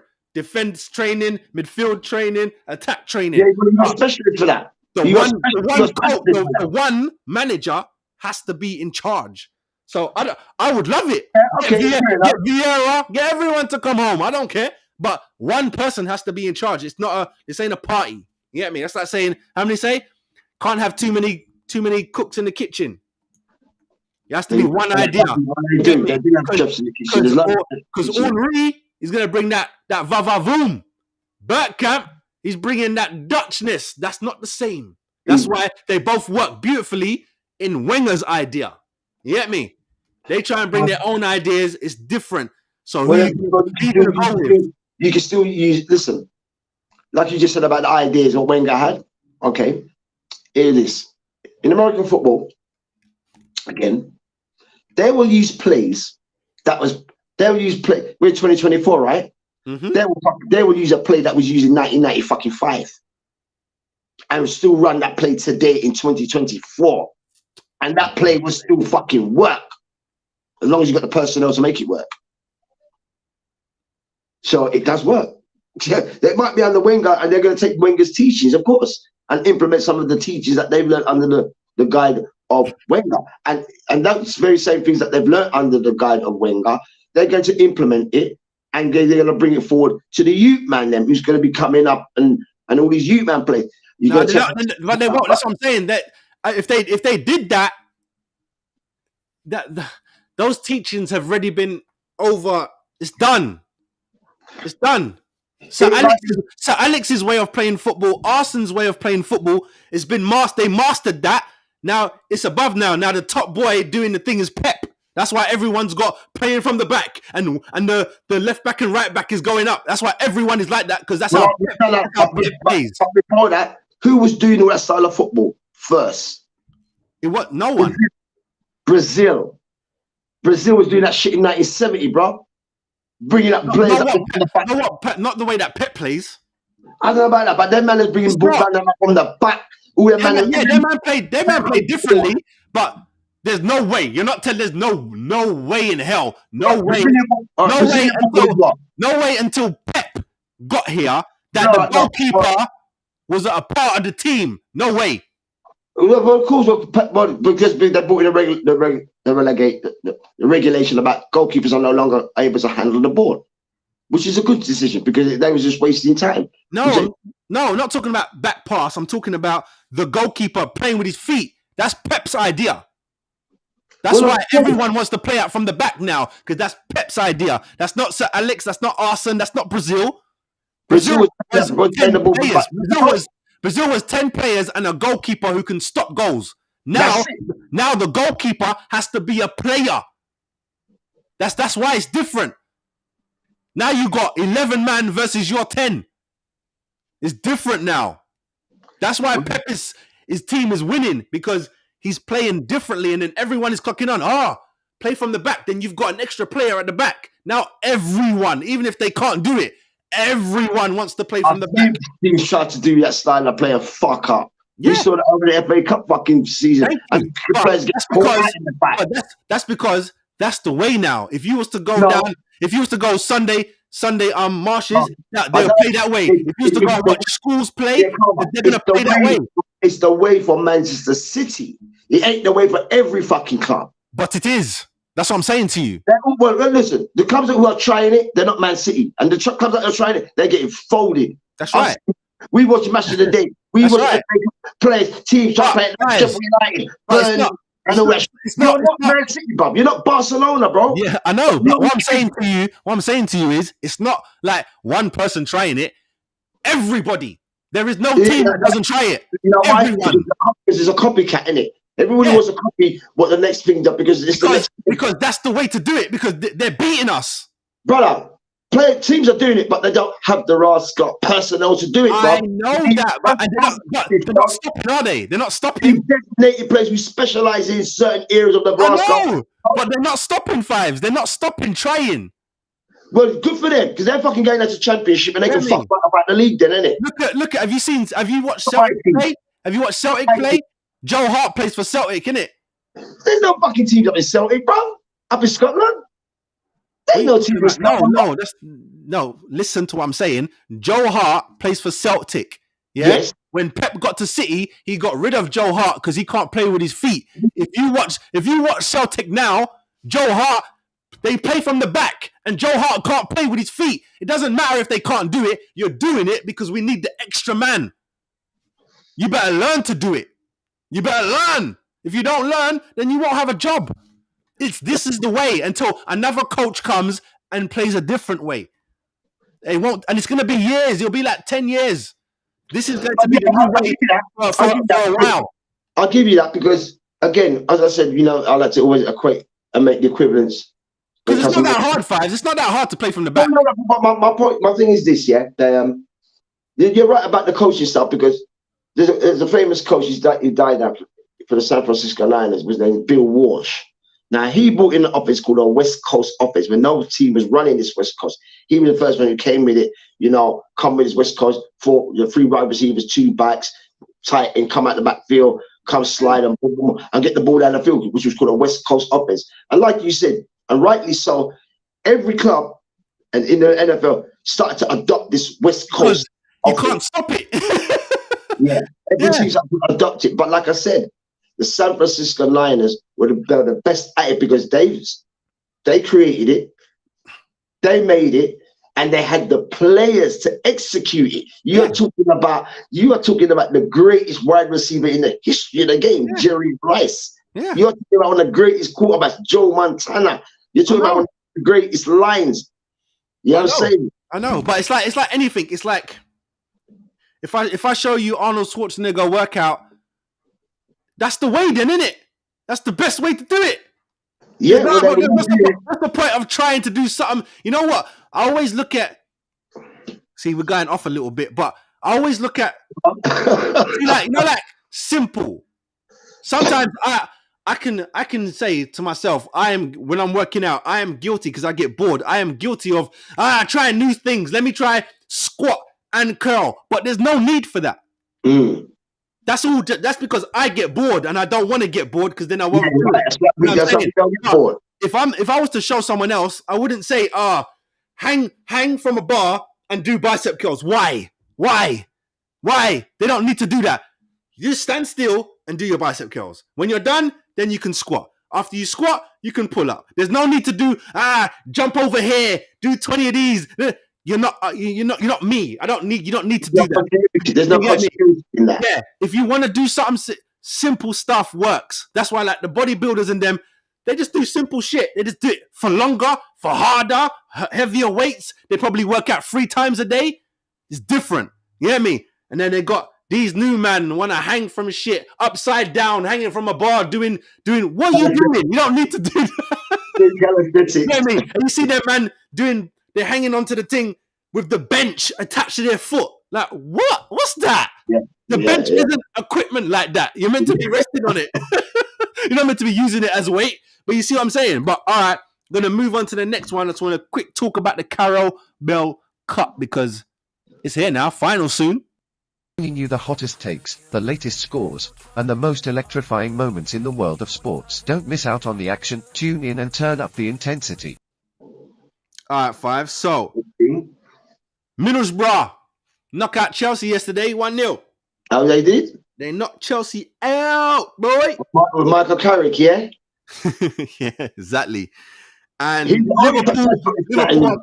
Liverpool are playing Fulham tonight. So the final is going to be Fulham and Middlesbrough. I wish It's going to be. for Liverpool to get their comments, but Liverpool are going to beat Fulham, bruv. Nah, bro. Let me tell you something, brother. When they played you guys, right, and I saw, this is why Arsenal, you Gooners should be very hurt, very disappointed. Like I said it already earlier on. Kai Havertz lost you the game, and that's that. So we really dealt with that. On the other side of Liverpool now, you can see the massive absence and void of the fact that Mohamed Salah is not there, because Darwin Núñez done fuck all on that day. If I was Liverpool right now, I think I'm signing about Sadio Mane, but sorry, but he's at Senegal, so they're in the African Cup. You can't get him, so he's gone. So he's over there. So what do you do? Because Liverpool look shabby without Salah, and Núñez was he was like in the twilight zone. Yeah, boy. He was nowhere to be seen, bro. It was them, look at you, man. Air kick, kiss the ball, lad. Kiss the ball up there. Yeah. Alexander. Kiss the ball, lad. I'll just whip it in there. In the mixer. You know what I mean, bro? Them thing there, king. So it's all look at scars, look at you, them. It's a whole lot of Liverpool. Yeah. Right? So you think it's going to be Fulham Middlesbrough final? 100%. 100%. Mark my words. And if I'm right, I'll fucking put in a bet on it. I'm not even a gambling man, but I'll put nah. Now, if that's right, well, great final. Either way, great final. We do a watch along for the final anyway. Yeah, that'd be a great what Fulham and Middlesbrough, two unexpected teams. Yeah, that'd be nice. Great football. That'd be nice for football. Great but football, bro. You know how football goes on. People, let me know if you think that is going to happen. It's going to be a Fulham Middlesbrough Carabao Cup final. That's what 5. I'm telling you now. 100%. Right. I said that. Hold on a minute. Gotta look for something on here if I can find it. Oh shit! I wasn't meant to do that. Let's go back to this. Yeah, because all right, let me just do the thing to split this up. We're gonna talk about what is a sport and what isn't a sport. Let's go. I got my girl, you got your man. Keep it cool, nothing has to change. Just take one. All right, 5. So I found this site. It's called the Birmingham Tab. Yeah, it's just a random site, but it's got a list, right? So we're going to go through this list, and I want you to tell me, we're going to have a little discussion on what is and what is not a sport, and what we each think what is categorized as a sport. Yeah, right? So you ready? First, number 1, golf. I say yes. Golf is a sport. Yeah, golf, yeah. Yeah? Yeah. All right. Next up, we got 10-pin bowling. You said no already to this. We had a little discussion, but I'm telling you, them man claim it as sport, blood. Well, in America they do. Yeah, that's what I'm saying. In America they do. Anything that can make money is entertainment, bro. That's so fucked up, bro. Because they put it all under the banner of entertainment. Yeah. Try to categorize and try to. But then what isn't? What isn't? Oh, we're gonna go anyway. Just give me, because there's a list. So let's go. What are you saying? 10-pin bowling. Yeah, I'll call it a sport. On here, right? On here, there's a little note. It says any game where you roll a heavy ball less than 5 miles an hour isn't a sport. That can be considered it's less than 5 miles. Yeah, because I see pensioners play it. No, that's bowls. That's the one when they're all in white on the grass. Bowling is the 10-pin bowls, you know, when you're front of the alley. Yeah. I say no.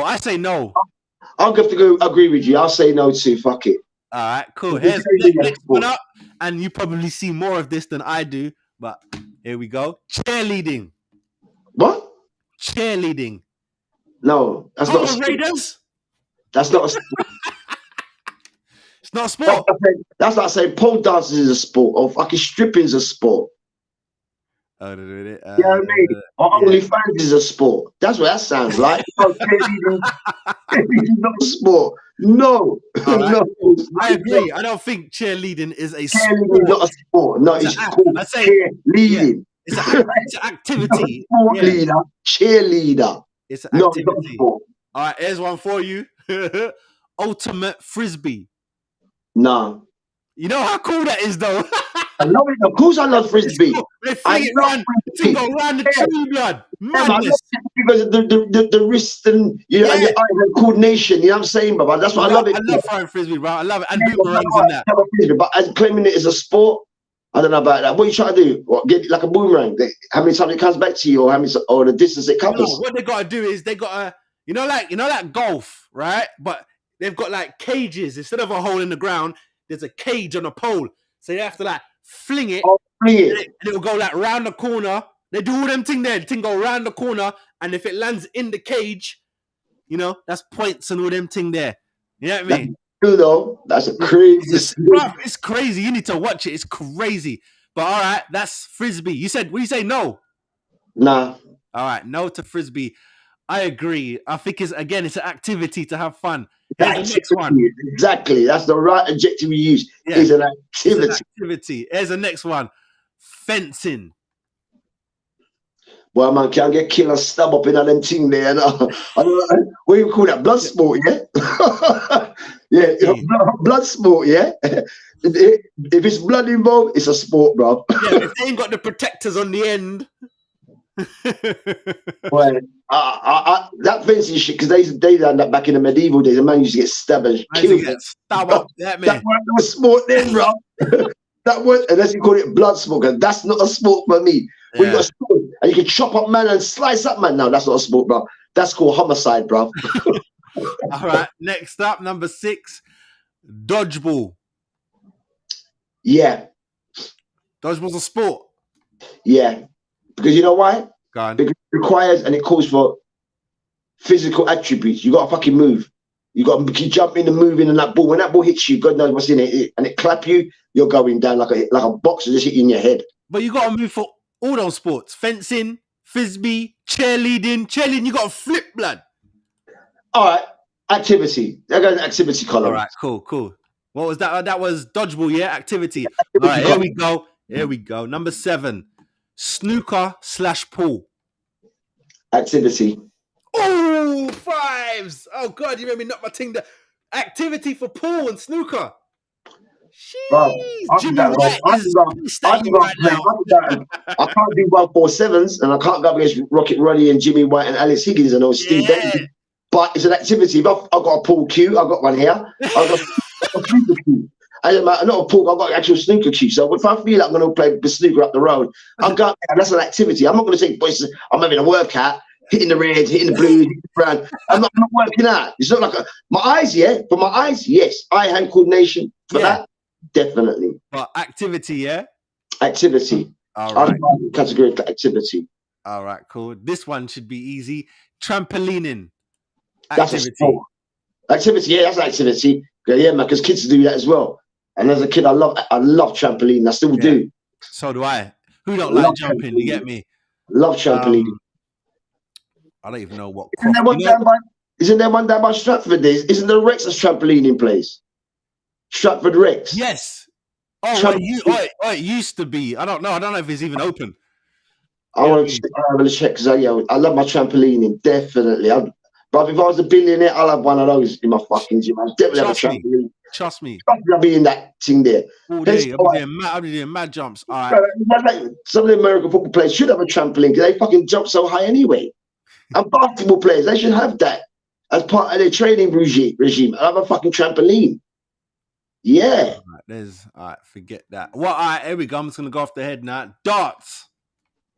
I love darts. I got my dart ball to put up, bro. Me too. I've got my But- darts, professional. but see, I love my darts, bro. If snooker and pool are activities, so's darts. Yeah, so it's darts. Darts is an activity. Yeah. It's a great activity, though. Because they used to call them all pub games. That's pub game. Yeah, pub games. Yeah, snooker, Pub sport. snooker and all that is all pub game. That's pub Pub game. games, yeah. You get me? Because you don't have to be physically fit to throw no dart, blood. No, but all them pop belly man, them Yeah, and pop belly, them man be holding a Stella and throwing at the same time.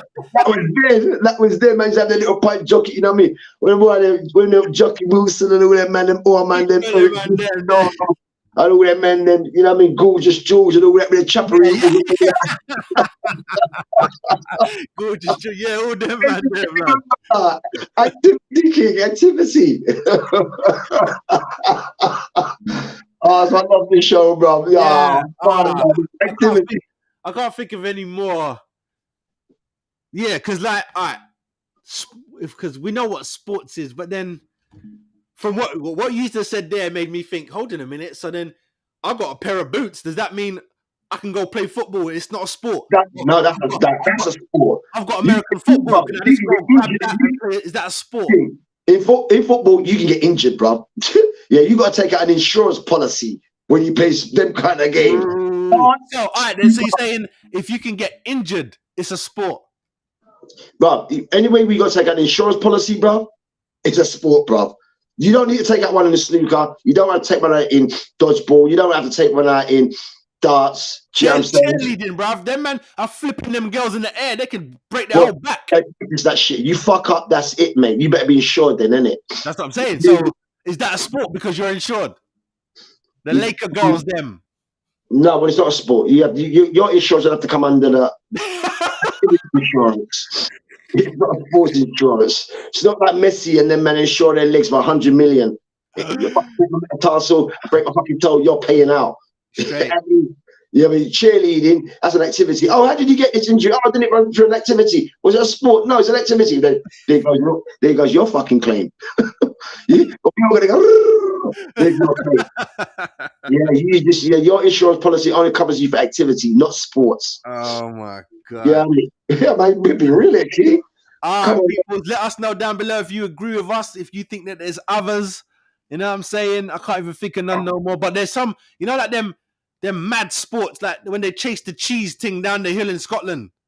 Or how about the Red Bull X Games? Or the Red Bull X Games. Or you know when them man, again, it's a Scottish thing. Them man have like a tree trunk. They do it in Canada as well. There, blood. Yeah, what about gymnastics? Gymnastics is a sport. That's a real sport. Oh yeah, that comes from physical attributes. That calls for that. But what's the difference between the gymnast, you know, when they're on the big mat and they got that little squiggly thing? What's the difference between that and a cheerleader? A lot. What? Because they're tumbling. What, when they're doing all the tumbling on the mat? The cheerleaders do all of that, bruv. No, they're not going across the mat and doing double somersaults. No, they're doing it on grass. No, they get tossed up by the ad man. They're on the day, the man hold them up, toss them up in the air. There's like 4 or 5 men of safety net. You drop this girl, yeah, she's a girl, she's a college queen. You know what I'm saying? You drop her, bro. Her mum, college, everybody's on your case. I was you know, she twisting her arm. Nah, brother. Nah, brother. That's cool. Let us know in the comments, people, what you think is a sport, isn't a sport. We'd love to know what you're talking about. All right, last topic before we hit the NFL segment. We'll be right back. You can say I'm a player, 'cause I got bitches everywhere. Okay, so this is some madness right about now. Yeah. Sadio Mane has just got married to an 18-year-old. No problem with that. That's legal, right? 18 is fine. But it coming out, he's openly said he paid for her school fees. So is that not grooming? Well, that means you were bucking up with her. I don't know what you were doing with her, but you knew her before she was of age for your grown-ass professional football inside. Should be knowing her. Well, or I don't know the laws where he's from. Senegal, right? Senegal, right. Now Senegal. So I know in England, Senegal grooming. Where he's from, it's Islam. It's Islamic. Muslim, Senegal, and great parts of the African places. He's a Muslim, innit? And so what? So what? You're allowed to Well, me not asking that, girl but before she's 18. in Islamic teachings, them said Prophet Muhammad did have a 12-year-old picnic, so I mean, know about that. And them kind of thing. That's the revelations, but I have no idea what it is. Because and it's in Senegal, it ain't in Europe, because in Ghana. In Europe. Yeah, he's out there. He's in his homeland. Right, so he's done that in his homeland. It seems to be, unless that's the way the letter of the law. He never had no sexual. It has to be that it's all fine because it's all. Well, he waited till she was 18, paid her fees, so he ain't touched her.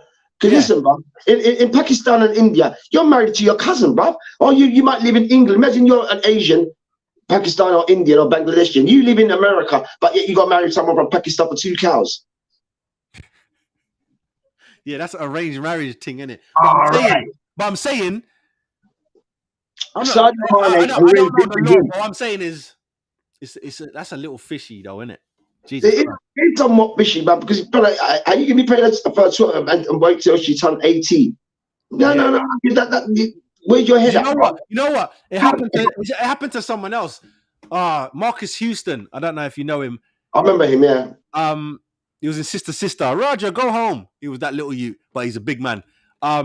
He got married. Same thing. It's like almost same thing. But he's like, yeah, I knew her since she was young. It's like, bruv, it's a bit weird. You know, like some people, there was this dude years ago. He married his goddaughter blood. Brother. Now, to me, like adults is adults, right? But yeah, well, listen. If you've been around from when someone's been a child, now you're going to make everyone think you were looking at her the whole time. That's not cool. Okay. Well, I'm going to say this, yeah? Woody Allen. Yes. Woody Allen, prime example. What's his name? Yeah, Fat Farm Brother. Remember, he adopted these kids, you know, from Cambodia or one of them places there. And when the girl turned big, he married his own adopted daughter. I know. Fucked up. And ain't no one saying shit. Right? No, because Woody Allen, innit? And the same thing. Brother, you can listen. You got Epstein and them man, them Epstein blood clot island. Blood clot you. And to this day, it's still open. To this day, it's still open, Epstein Island. And I bear you, I saw some things having some disturbing, disgraceful shit. I don't know how that fucking come up on the net and how that even flew past the security channels because boy, someone was over there, right? And someone was filming them. I said, yo, get up to these kids, yeah. These kids were with big adults on Epstein Island asking the kids them to sing. Now they've got their handlers looking at them, and basically staring down the youth and saying, well, you don't even talk to this brother. Don't talk to this brother. Now, the person who had the camera, if I was that person, I would have punched that man in his head because now you're looking at the kids like you're saying nothing because the kids then I've been taken from a different part of the world and they can't say nothing. Got these kids all dressed up nicely and make it look like they're, you know, their family and all that, but they're not. There's men and women doing it. Got these kids, bro. And this man was exposing this shit, and this is on Epstein Island today, bro. Crazy. Huh? It is fucked up, bro. Fucked up. There's a documentary that I have to watch. I ain't watched it yet. It's about the Boy Scouts thing or Girl Scouts. One of the things is fucked up, bro. That's why. You always hear me say this, innit?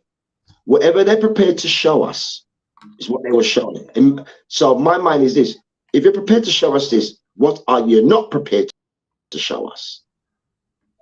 That's the questions that I ask. Facts. See what I mean, King? And with Sadio Mane, it's not a good look, but that's how you may do things culturally in your country because obviously that's taking place in his country. Yeah. That's why I'm not going too hard on him because I don't know Wagwan for the law. If you go hard on him, then we got to go hard on Woody Allen because Woody Allen adopted child. No, he married his adopted child. That's incest. Yeah, that's not. Well, it's not incest because it's not his daughter. But I know what you're saying. Yeah, I know what you're saying. I know what you're saying. The kid's calling you daddy, and you're going to be the kid's calling you dad. The reason why he get away with it is because it's not his blood. You get me? That's why he get away with them thing there. But what's his name? Def Jam. He did the same thing. Russell Simmons. The Chinese chick. He got her when she was like 15. Well, these girls, when them women at those ages, I don't know about man grooming, but some of these young girls, they'll tell you that I'm 25, but they really are 15. Yeah, no, I hear you, but not her. You should see the photo. It's ridiculous. She looked like a 15-year-old boy, blood. Nobody. Yeah, but sometimes it's like some men suppose a boy. Some women, girls that don't have it in them to have that fight to say, "Listen, I'm fucking 15. What are you doing?" Of course, But yeah, of some course. women that have, Because they see the money and all them thing there. But cha, man, cha.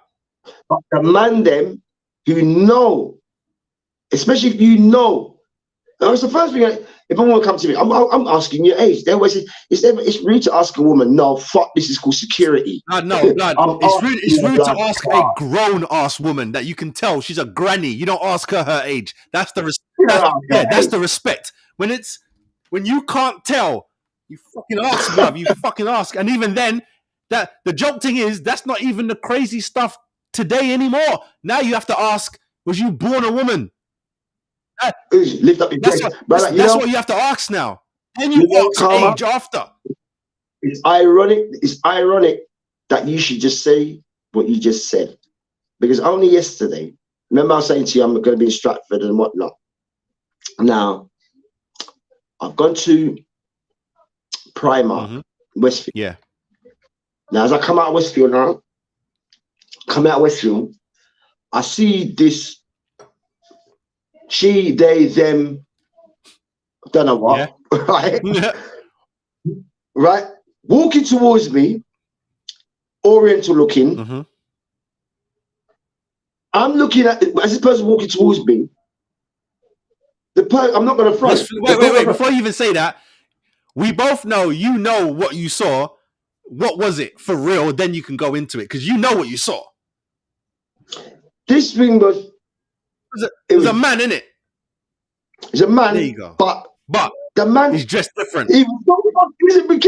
This man looks so much like a woman. Pretty up here now. But what gave it away was the hard jawline. You would not know. I was like, in my head, I'm like, what is that? And then I saw the physical stature of the person. You know, but I was like this. This is why I'm glad that you asked that question, because the one thing what we do know about women, and women have got better legs than men, right? So I looked down. So this person was wearing boots. I went wearing Karma, the calf muscle, the calf. I was like, what the fuck? When I saw the calf in the Karma, busting, like Jack Grealish. I was about to say that. Like Jack Grealish, bro. I'm like, yo, in my head, I'm thinking, this. But that to me, that's some Jack Grealish rascal. Bro. Straight up Jack Grealish, bro. I'm like, yo, what is everything they put it up? I knew it was a guy. You know what I'm saying? Because this is the physical structure. And I'm saying, now that there could have, and I'm sure this is going to Westfield, and I'm sure Beer Man would have looked upon that. Beer Man would approach it. Shit, son. Yeah, because it 100,000% could him, he, they, whatever could have passed. Damn. Could have as a woman, bro. Yeah. You see them thing, this world's turning into Bangkok, bruv. It's turning into Bangkok, man. I'm going to Thailand, but I'm not looking to go there. Crazy, blood. I'm not looking to be banging cocks either. You know, the joke thing about them, they tell you straight, lady boys, isn't it? Lady boy. Yeah, because they know people like Gary Glitter and all them lot will come down there for that. They know there's a bag of European man. They know there's a bag of European man. We're going to go there, bag them up from America, New Zealand, Australia. That's why they can keep up them arms out, because they can't keep it up in the European nation. And if they do, you're going to jail. Right. And then, man, you know, you can go over there. From what I've heard, you go over there with a $5 blood. You can have a bag of gal for $5, you know. Look at Gary Glitter. Look how much picnic him got. Go check. Crazy. Huh? Crazy. But look how much pick the Gary Glitter go check, King. Madness, bro. Madness. All right. Are you ready for you? Yeah, I am. Are you ready for you? We're gonna go into I'm ready for you, bro. NFL segment, people. So we'll be right back. We're getting straight into this. 5-0. All right, I'm gonna put 2 little clips up. Yeah, make sure you watch out for the second one. I was in the transition. Are you ready? Here we go. Watch. I got my girl, you got your man. Keep it cool, nothing has to change. Just take one. or you might miss the next big headline. Not for long, where every second counts and every topic is a touchdown. Catch the excitement, catch the insight, with MC50 leading the charge. Whoa, love that. Love the intro. Get me. Love the intro, King. Love the intro. Get me. Love the Nice. intro. Love that. Love that, King. I'm gonna let you run with this video in the background. So you do you, and I'm here. Nice one, King. If you need me, just holler, or I'll put whatever you need. Yes, once again, ladies and gentlemen, I want to say get it to my beloved brother, Mr. Karma Monero, for bringing this segment. This not for long NFL football for the 24-25 season and beyond. I'm so happy that it's on. We're doing this and being able to express my sentiments about this game. I'm so passionate, what I love, what I played. Still continue with the exercise of the NFL and the collegiate training outfits like myself and Karma at Camp Salute. So in today's subject matter today, in the NFL, we are talking about a player named Lamar Jackson. Now, this player here, this young man here, Lamar Jackson, okay, as far as I've been watching American football, as I said, from 1970s. So I consider myself as an ardent student of the game. Now, this gentleman here, Lamar Jackson, this player, as far as I'm concerned, at his position, has been the most disrespected player at his position, yeah, which is a quarterback. Asking this guy to change his position, being so critical about this young man, yeah, he's such a humble young man. So some of the scrutiny that's thrown at him, and some of the total straight up disrespect that these pundits and these so-called punkits who talk shit and don't know shit, who've never laced up a cleat and put on a helmet or even put on any pants, and they're up there talking their shit as so-called pundits. Now, Lamar Jackson, here's a bit of history for you, to everybody. Now, Lamar Jackson is the youngest collegiate player ever in the history of college football to win the Heisman Trophy. Now, the Heisman Trophy is presented to the best player in the nation of USA. And my good God, there is over 1 million kids that play American football at the college level. Over 1 million. Over 1 million players, young boys, play this game, and you are the best of 1 million. You're hot shit. You're flames. So anyway, as we digress and we go on. Now, some of the things that was said about this young man, because he played at a college called Louisville, which it plays amongst Power 5 elite football other colleges, yeah, but it's not really seen as a Alabama, USC, Georgia, or one of the major LSU, these big collegiate programs. Anyway, so there's casting doubts on this guy. As I was saying, the youngest player ever to win the Heisman Trophy, that's been voted as the best player in the nation. He should have won it twice, back to back, but they felt they really robbed him because for the sophomore year, which is when he was 19, and then he goes on to junior year, which took him to 20. He's still the best college player, and he would have got the Heisman Trophy for a second time.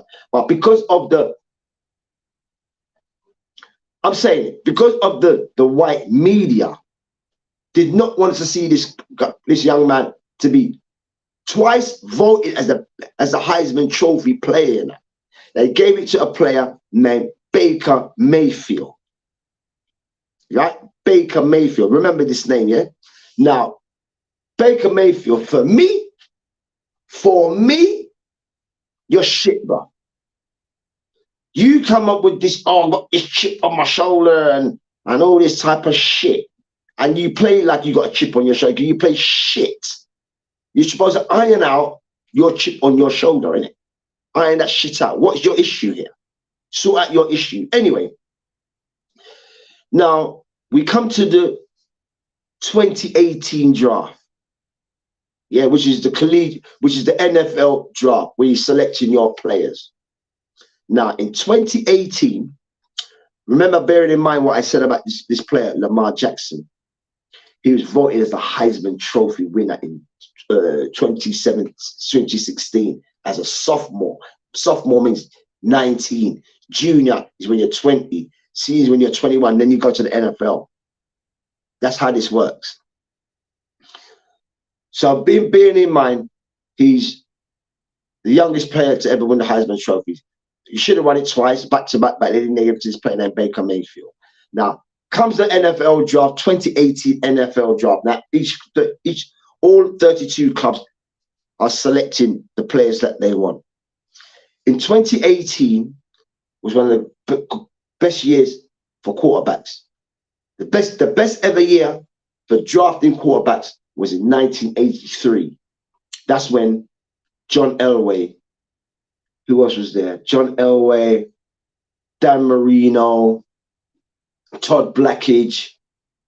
There was a plethora of players, quarterbacks, quite a few of them. So come the 2018 draft, this was the next best draft of the 2018, the best players. Now,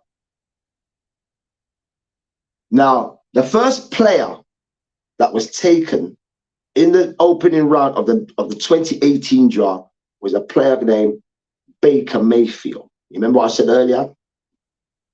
Yeah, he's taken as the #1 player. These are the quarterbacks that was taken before Lamar Jackson. Right? Let me give you a list. The quarterbacks that was taken before Lamar Jackson, yeah? These are the quarterbacks that was taken before. Remember, Lamar Jackson is a Heisman Trophy winner. So they're players they take before him. He's the best player amongst a million players. So just to show you the microaggressions of these ball clubs and their racist connotations to it. So these are the players that they took before Lamar Jackson.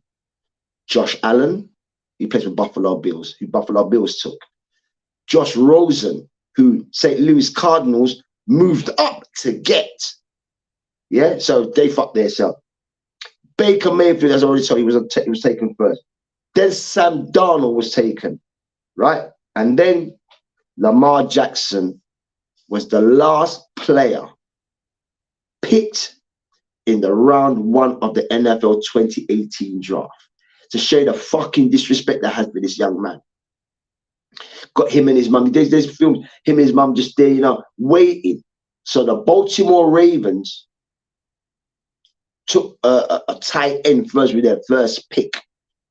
Traded up and said, right, we're going to trade up and we're going to go and get this young man. So the Baltimore Ravens trade, and they're coming for Lamar Jackson was the last player to be picked in that draft. The last player in the round 1 draft of the 2018 NFL draft. The last player. Every player that was taken before him, none of them got no fucking MVP after their second season. His second season, he's 21.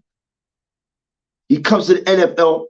They say he can't pass the ball. He's not a pocket passer. But they start making all these benchmarks and criteria. When it's fucking Patrick Mahomes, he's a pocket passer. Oh, well, we all know about Tom Brady.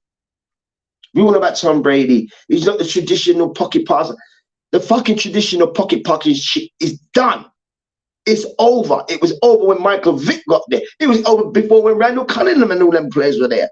But he wanted to keep the prestige of the position. You wanted to keep the prestige because the position of quarterback is played by white players. It was the last position that they held on the gridiron.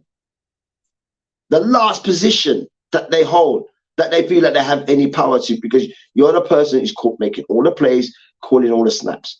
Anyway, So Lamar Jackson, he goes on into his second year and he becomes the unanimous MVP of the league. Unanimous. This is the players saying it. Right? Voted as the best player in the National Football League. The best. Each player who was selected before him, Josh Allen, has been to playoff, ain't done shit. Josh Rosen, what a fucking flop. That cheeky motherfucker was on the team like, oh yeah, you should have picked me first, and I'm better player than all the rest of these guys. Where the fuck's this bum? Where is this bum? The bum's out of football. He's out of football. Every club, they traded him up. They traded him the next year for a player named Kyler Murray, who came out of Oklahoma. They traded. Man, you pick this player in 2018 and then 2019, you go get another QB, get shot at this guy, fucking this shit, and go get another player at the same position. So this boy Josh Rosen, I don't like him anyway. I never liked his attitude. Snotty nose, snotty nose kid. You know, your family's got money. You don't really need to play fucking football, to be honest with you, because you got this and that, but you're shit anyway. So he goes. Baker Mayfield, who was selected as #1 player, went to the Cleveland Browns and he done fuck all over at Cleveland Browns. Yeah, you had a few winning games and all that, but you never went to no fucking playoffs. To this day, Baker Mayfield has done fuck all. He's never won an MVP, and he's also a Heisman Trophy winner. But they gave it to him based on the fact that Lamar was already. They was going to give it to Lamar. They're supposed to, but they gave it to Baker Mayfield, the same guy. Oh, because he's white and this and that. And I'm saying it. Yeah, and Baker Mayfield is shit. Oh, he's cool, but he's shit. Your playing style is shit. You ain't won shit. You have never been voted to the Pro Bowl. None of these players who were selected before Lamar Jackson, other than Josh Allen of the Buffalo Bills, has been selected to the Pro Bowl. And all these players were selected before him. Sam Darnold, Baker Mayfield, Josh Rosen. All of these players were selected before Lamar Jackson. Lamar Jackson was the last player. 32 teams, he was the 32nd player taken. But as it says in the good book, the first is last and the last is first. This is the epitome of that. This is the epitome of that. So, roll on 2024, all these pundits and all these people saying all this shit about this young man. He hasn't said stop. He hasn't got up in there and started chatting shit. He's just, all right, cool. This young man has the most yardage as a quarterback. He's only played since 2018. This is 2024, 5 years in. He's the #1 running quarterback ever. The #1 running quarterback was Michael Vick. Right? Michael Vick had a thing called the Michael Vick Experience by Nike. Michael Vick was the equivalent to Michael Jordan. That's how great Michael Vick is. To this day, that man can still ball out. And Lamar Jackson looked up to people like Michael Vick. And a bugger man in this position look up to Michael Vick. All white QBs look at Michael Vick. There's a saying, yeah? It's, as they say in the NFL, it's one thing we as fans watching players do these crazy stuff like Lamar Jackson and Michael Vick, but it's a whole different type of shit when players are getting up to watch you. Oh shit, man. Boy, I can't miss Lamar. Boy, I can't miss Vick, you know? You're on the opposite side. You're on the opposite team and you can't wait to see what this guy's doing. Like, what the fuck is this? Man, these guys are movie stars on the football, on the gridiron. These guys were silver screen actors. If it was, this is the gridiron. No player, no team wants to play against Lamar Jackson. No team. Let's check this. This is the thing that gets me so fucking mad. Now, they're talking about the MVP race for this season. In the opening MVP talk was QB's name, Brock Purdy, who plays the San Francisco 49ers. He's done really good. Tua Tagovailoa, who plays for Miami Dolphins. Yeah, that's it. They had Christian McCaffrey, who's a running back. That's the guy at CMC, we call him. His dad was a great player too. CMC. He is also in the running for MVP. But Lamar Jackson, they don't want to put into the fray. Now check this. Now they're talking. Now there was a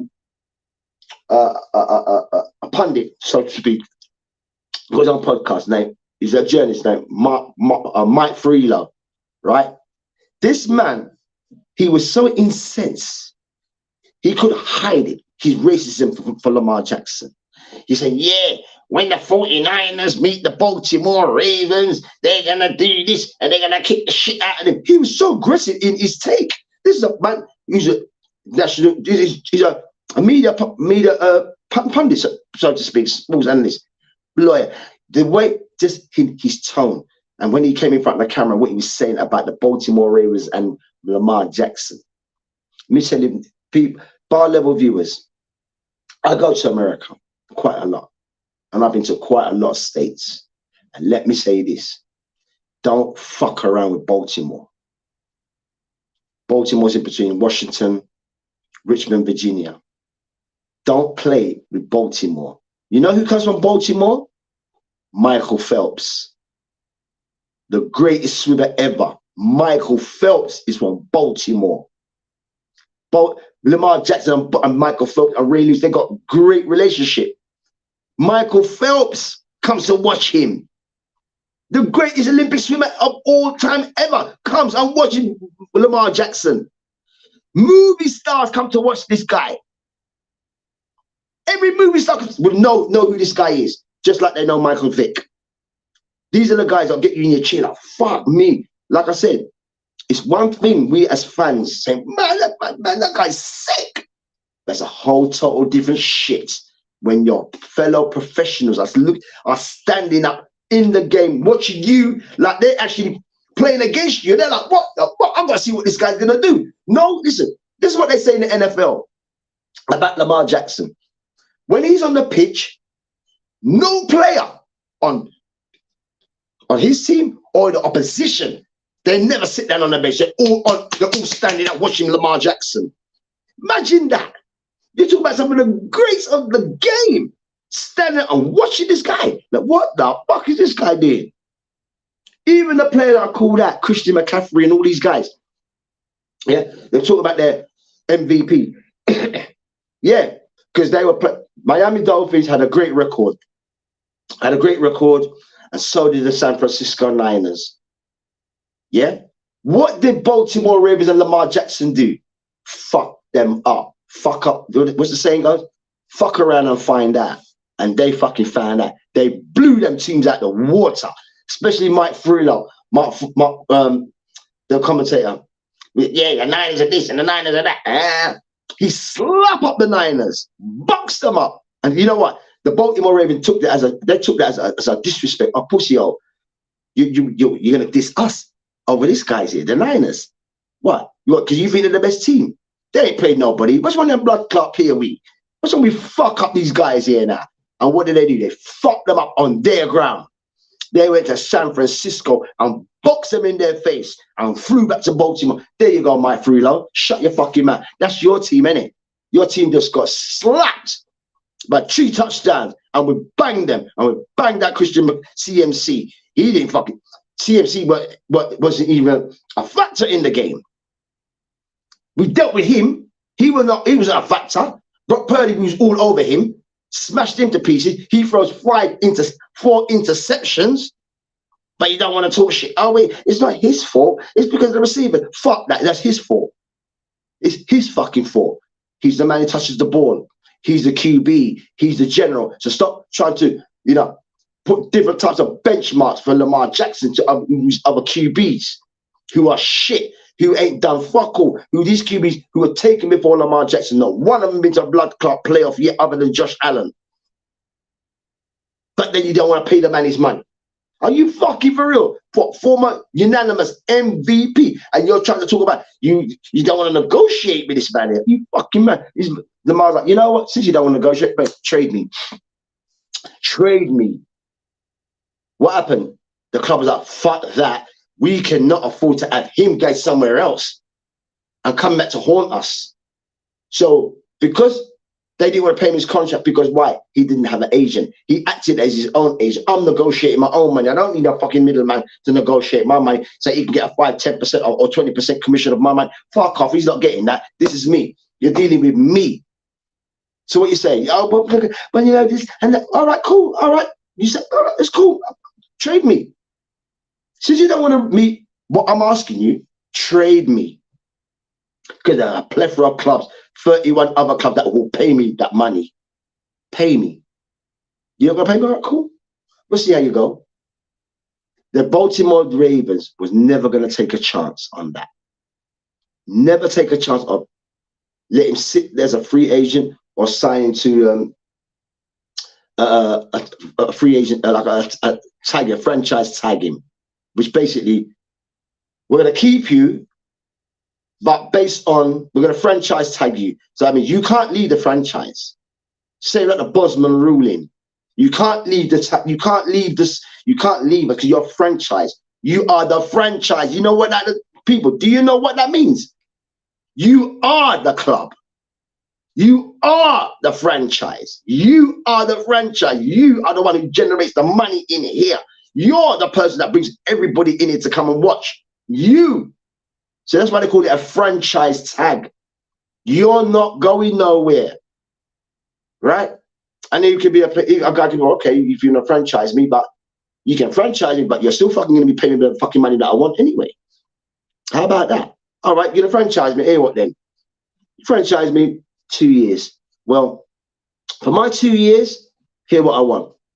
I want 100 million for my 2 years. 150 million for my 2 years. If that's all you want to give me for my franchise tag, yeah, I'll take 2 years. Give me 150 million. I'm not playing. You still got to pay me. You still have to pay me. So what you going to do? So Baltimore Ravens did what was right. They had to do what was right. They paid him the money. He's the highest paid QB in the National Football League, NFL, as we call this show, not for long, because it ain't for long. It's not for long. That's why we call it the NFL. So anyway, so he gets his contract. Now, there are people who are pundits on the thing that say, should Lamar Jackson get this money? They're saying to him, nah, you shouldn't get that money. Why? Because you're all fucking jealous because this guy is making the money. He's worthy of the money. He's worthy of the money. But now we don't want to pay him that. We can't pay him as much as fucking Josh Allen. We can't pay him because they've tried to find all these, tried to critique. Oh, we can't pass. You can't this. But the fucker wins games. Lamar Jackson wins games. He's the most dynamic and the most excited player in the NFL. What are you people fucking missing here? But they're trying to slight this young man. Now he's coming up to the season as the MVP. Now, like I said earlier on, he was voted unanimously on his first MVP. He's to get the MVP now. If you take Lamar Jackson, listen, if you take Christian McCaffrey out of San Francisco Niners, you ain't going to miss him because they've got Deebo Samuel, Brandon Ayuk, Trent Williams, George Kittle. You ain't going to miss him. We got somebody who we could put in the backfield. You could probably clock the same yards as well. Well, he's not the thing. There is no player other than Lamar Jackson that when you take him out of your team falls. Your team is entirely different. The play is not up to scratch. The players don't feel great to play because they're not confident about who's in the backfield. We're confident with Lamar. All day, every day. It doesn't matter. He instilled confidence in us, this young player. So my thing is this to the bar level viewers is this.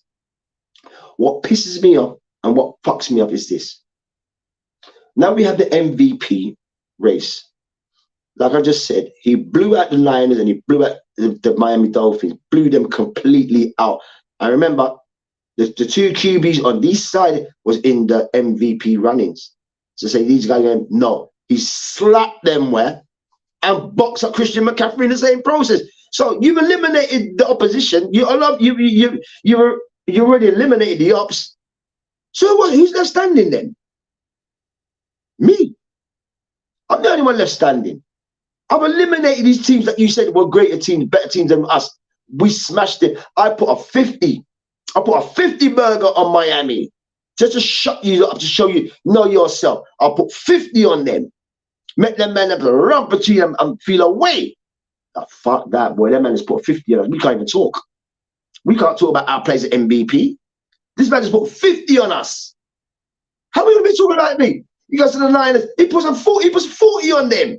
How the fuck are we going to try to talk to this guy here? He just put 40 on us, slap up our defense, box up all our game plan, smashed up all our coaches' plans. Now what? Now what? Got fuck all to say. Now what? My thing is this. This is the greatest opportunity that the Baltimore Ravens and Lamar Jackson going and to win the Super Bowl. I so want God bless this man to win this Super Bowl, to make it to the Super Bowl and win it. Every fucking critic who ever says shit about this man here is going to come back in such a way. All these pundits, you all have to hang your fucking heads, bow your heads, shut the fuck up, because all they're going to say, well, he's not Patrick Mahomes. That's what they're going to say. Well, he's just got one Super Bowl, but Patrick Mahomes got two. Because Patrick Mahomes is mixed race. But for the white side, he's more white than black. That's how they measure it. I'm saying it because that's how they measure it. People might be, listen, no one ain't canceling me on our show. So I'm saying what I'm saying. Feel no way. If you're offended, it's because you know it's true. You're offended because you know it's true. Right? There is no question about Lamar Jackson being the full 2023-2024 MVP of the National Football Blood Clot League. They're doing their best, not trying to give it to, trying to sabotage him and sabotage. But these guys, listen, man, the Dolphins are done. They're in the playoffs. They're one and done. The Niners are in it. The Baltimore Ravens might meet them again, because in the NFC, they only seem like the only strongest team that who can represent the NFC, which is the National Football Conference, right? And Lamar Jackson, who's in the AFC, the American Football Conference, smashed up bare NFC teams who are more tough and more physical. But Baltimore Ravens, in their culture, Baltimore Ravens, it's only them, the Raiders, and the Steelers who had that type of culture. Like, we will bang any pussy hole that come in front of us, and we are going to hurt you. We're going to make you know, boy, I didn't sign up for this shit. That's how these guys played. When you're talking about James Harrison of the Steelers, you talk about Ray Lewis of the Ravens, and these men with the tearing off your head. You know you had more than an ice pack when you came off the pitch. Ray Lewis was tackling men, smashing man's collarbones in, licking that man. The man, the shoulder was coming out, shoulder thing was coming out. This is the physicality and the culture that they have at the ball club. This is when they select players. They select players based on, boy, do you fit this criteria of this club here?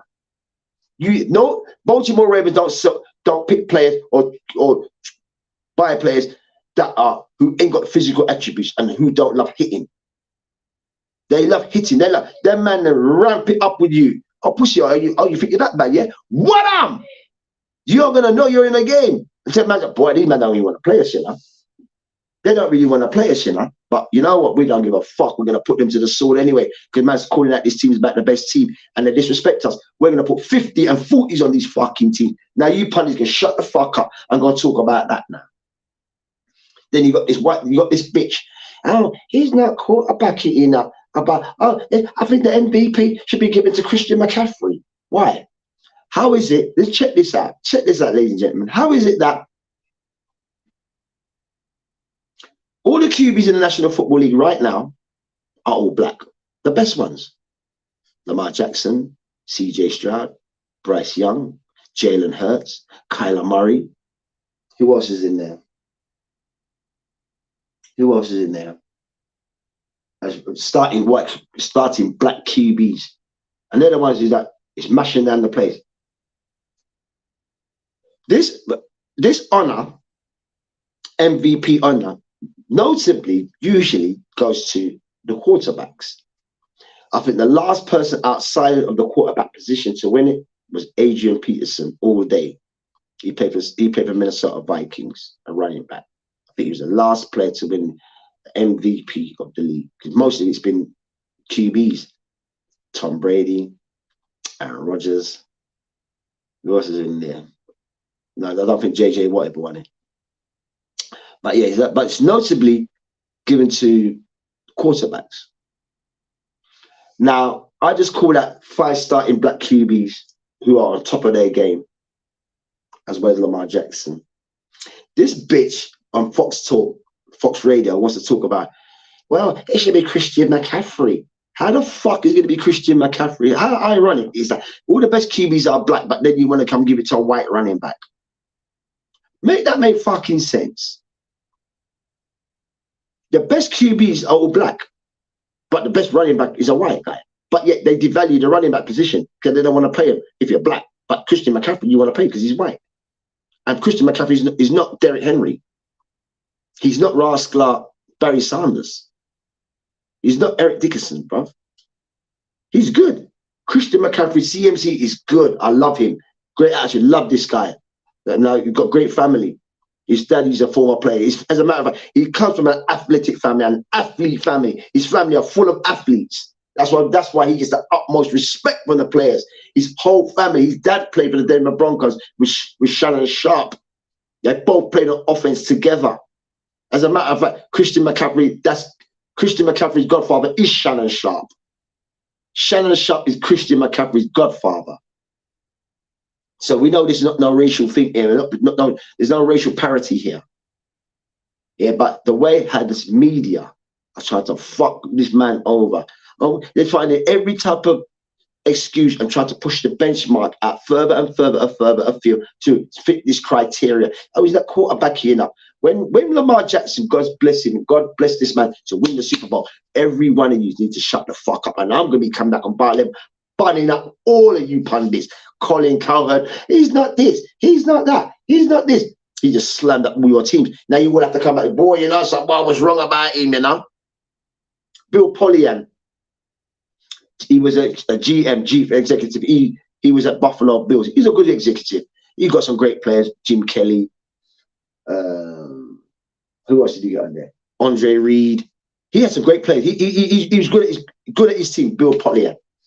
Notably. Now, when Lamar Jackson got selected to the NFL in 2018, this man saying that he should change positions. He said, brother, you know what Lamar Jackson said? I don't really care what he says because I'm not going to his team anyway. Then the team that drafts me, they're dropping to be a QB. They're dropping me to be a running back. Whoever drafts me, so take your chances or not. And like I said, of that draft class, Lamar Jackson stops head and shoulders of the whole of that class that was selected. Every player that was selected in that year of the NFL draft, he's in the stratosphere, the biosphere. The rest of them, you can line them up in each way you fucking want to. But Lamar Jackson, gone. He's gone. Now, all these, we don't really want to give it to him. Why? Name a better player than him. Name a better player than Lamar Jackson. And this is about ballers, people, game changers to game managers. You remember we had that discussion, Calm? Right? Game changers to game managers. Yep. Right? Lamar Jackson is a game changer. Like I said earlier, it's one thing we as fans watching this man play, and I'm blown. It's a different type of shit when your fellow fucking professionals who you play alongside are sitting up to watch you. These men will say, boy, they'll come on. Boy, I'm watching, boy, go watch Lamar. There's 31 other teams out there. They don't want to watch this guy. Every player will tell you straight, boy, I want to play with this guy. And boy, I'd love to play with him. Oh, boy, I want to play with him. Tom Brady, the great Tom Brady, who owns Birmingham City, as a matter of fact. And this is what I was saying about when Tom Brady comes to Birmingham, fuck Rooney. That's right, you can fuck right off because Tom Brady's going to be a serious winning culture to Birmingham. He knows how to win. He knows what it takes to win. He knows the sacrifice it takes to win. That's why Birmingham will be all right. Fuck Rooney. Yeah, he'll be all right. Yeah. Birmingham City will be all right with Tom Brady at the helm. They'll be okay. Believe when I tell you that. He will make the right moves. He will make the right moves for Birmingham City to somewhat come to the Premiership. But anyway, my point is this. Now, Tom Brady, 7-time Super Bowl champion, and he's on his way to the Hall of Fame as the best quarterback ever in the National Football League, which has been up 150 years. He says to Lamar Jackson, boy, Lamar, you're next. You're the next team. Tom Brady said to Lamar Jackson, man, I love watching you. This is the greatest quarterback that's ever played the game. They put so much reverence on Tom Brady. Oh, Tom Brady, this and Tom Brady, that. I love Tom Brady. Not for his accomplishment and what happened to him. It's very much a similar pattern that happened to Lamar Jackson. No one believed in Tom Brady. Tom Brady was selected 199th in 2000 in round 6. There was only one more round to go. 199th. Tom Brady was picked. And you know what Tom Brady said to the owner, Robert Kraft? Robert Kraft, you know, Kraft, you know what he said to him? He said to Robert Kraft in his face, he didn't even say to Bill Belichick. He said to Robert Kraft, this is the best decision you've ever made. And that's what Tom Brady told him as a 6th-round draft pick. No 6th-round draft pick. You got no chance of even meeting the owner. You got no chance of meeting the owner. You selected in round 6. You got no chance of meeting the owner. And he said that to the owner. As soon as he met the owner, he said, yeah, it's the best decision you ever made. And you know what? Tom Brady was right. You think Tom Brady does not want to see Lamar Jackson get a Super Bowl? That would make Tom Brady so great because the way how they gone about Tom Brady is not the side. I mean, you can say, but Tom Brady is a down with the man then. Tom Brady don't have his own separate locker. Tom Brady don't have his own fucking office like fucking Russell Wilson. Huh? He's the most accomplished player ever in terms of honors in winning Super Bowls. Tom Bumba Clark Brady, and he loves Lamar Jackson. You think anyone could come and diss Lamar Jackson? Tom Brady. From Tom Brady, tell you about yourself. Shut your blood clot, man. I got 7 of these. I got 7 of these. Here you go. I got fucking 7 of these. I got 7 of them. You can say, oh, it's Belichick. It won't fucking Belichick because I showed you. I left that cunt and went over here and bam, I get another blood clot Super Bowl. Hey, Gronk, what are you doing? Boy, I'm just chilling, you know. Yeah, man, I'm just chilling. Well, you say, man, I'm just chilling, man. What are you doing? Man, I'm a fucking, bro, you want to win another Super Bowl? You want to go and win another Super Bowl? You know what? Come, Gronk, come, fucking, let's go. Where we going? Yeah, we're going to Florida, man. Fuck, we're going to Florida. Let's go Florida. Yeah. Let's go Florida. See what I'm saying? Let's go Florida. Yeah.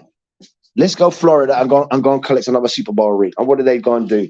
They go to Florida and collect another Super Bowl ring. Tom Brady and Rob Gronkowski, right? They win another Super Bowl without Belichick, without him. So where everybody was trying to give him the prestige, saying, "Oh, he won all the Super Bowl." No, he fucking never. It was Tom Brady that won the Super Bowls, and it's a proven point that Tom Brady did, right? So Tom Brady says, "Yeah, Lamar Jackson, you're next. You're the next greatest thing for this league. You're the next greatest thing for the league." Right? So everyone's jealous because that's what's showing out here. Everybody's pissed and everybody's jealous because they, as I said earlier, they want this position. It's the last bastion of where a white player holds full dominance of the position. It's done. It's over now. Tom Brady's retired. It's done. You have to be a QB that has to be able to fucking move. The players today, me and Karma had this conversation, as I said, I'm an ardent student of this game. Over the years, I've seen players transition in terms of their size and their speed. Year in, year out, I keep a track line and a timeline of every player from every year from the 80s on their size and the growth and the speed that these guys. Every year, the players are getting bigger. They're faster. Every year, right up to today. Players of the old would tell you straight today, but I would never try to play against these guys today. You fucking mad. Man would crush me. Then, man, if some of these youths hit me, the velocity and the speed and the trajectory when these men make impact on you. That's why you can only play 18 games a week, bro. That's why it's an 18 week season. Because listen, no joke. Anyone who's ever played this game will know. Anyone in the UK who's ever played this game, why we play this game, why we love it, why we revere it so much the way we do, and the way how I speak passionately about it, because I'm invested in it. Of course, anyone who knows 5 will know this. Why? You see, come from September to February, you ain't seen 5. I'm locked in. I'm locked in. Karma's there. Karma will tell you straight. I'm locked in. I ain't going to no dances. I ain't going to. Yes, I might go out to. You know, and if I've been invited to go to an event or whatnot, I will go out. But know this: when it comes to football, I'm out. I'm out when it comes to American football, and you guarantee, especially on a Sunday, that's me. The only place you're finding me is in front of my rascal box with my American football, going through all the games, collegiate games, and all the rest of it. Do my research. Now we talk about Lamar Jackson. He is the 2023-2024 unanimous MVP. They might not want to say it. They don't really want to give it to you. But here's a fuck up to you. They want to try and share it. Co-share the MVP. Are you fucking mad? Co-share what? Co-share blood clot what? You're mad. Co-share with who? With CMC. I just showed you. We blazed up CMC. We banned up their team. 4 INTs, we took them back to the house, we fucked up CMC, right? Even the great Trent Williams, left tackle, great. Even he had a off day. In the miss, because players don't even want to go up against you, and in miss. George Kittle, Debo Samuel, these men are trucking over teams, trucking over players. But when they met the rascal Baltimore Ravens, that pussy was here. That's them. That ain't us. This is us. Yeah. This is the reincarnation of the 2000 Ravens defense. Ray Lewis, Jamie Sharper, Blood Clot, Ed Reed, Christian McAllister, and all them man them. What's my guy's name? I can't remember his name now. Peter Bullware and all these man, yeah. That's that defense now. Sarah Goose up in the middle. Sam Adams up in the middle. Bull rush your blood clot. Batter you up, pussy up, move out the way. And when we get to your quarterback, we're going to kill him. We're going to rip his head off. We're going to bloody him up. And we're going to make sure he's got some internal bleeding too. Because when we hit this guy here, we don't like him anyway. We don't like your QB. So when we lick up your QB, send in the next one. The next one coming is going to be shitting himself. Because this one just got smashed out the game. The next QB coming to take the snaps are going to shit their self. Right? So Lamar Jackson, they're always going to try to measure him, but oh well, he never got to the playoffs because he was injured. This is the best season where he's injury free, no injuries, no pains, nothing, and the whole team is healthy. Mark my words, Baltimore Ravens are not going to fuck this up. They're not going to fuck this up. They're not going to fuck this up. And I say this on bar level, and I hope this gets to Jim Harbaugh and all the Ravens. This is the strategy that has to be played, and you know this already. You cannot leave this shit up to the Betfred refs because they are going to cheat. They're going to try and cheat Lamar Jackson at the game. They are. The Betfreds are going to do it. The commissioner, any little throw a flag. There was no infringement, but you're going to throw a flag. We're seeing it done already. It's all been rigged. You right? Patrick Mahomes is in the playoffs, but their record is shit. They don't deserve, but they're going to do their best to try and get Patrick Mahomes there. Throws up different flags and all that. They probably want Kansas City to play Baltimore Ravens in the championship the championship to go to the Super Bowl. That's what the league wants. That's what they want to see.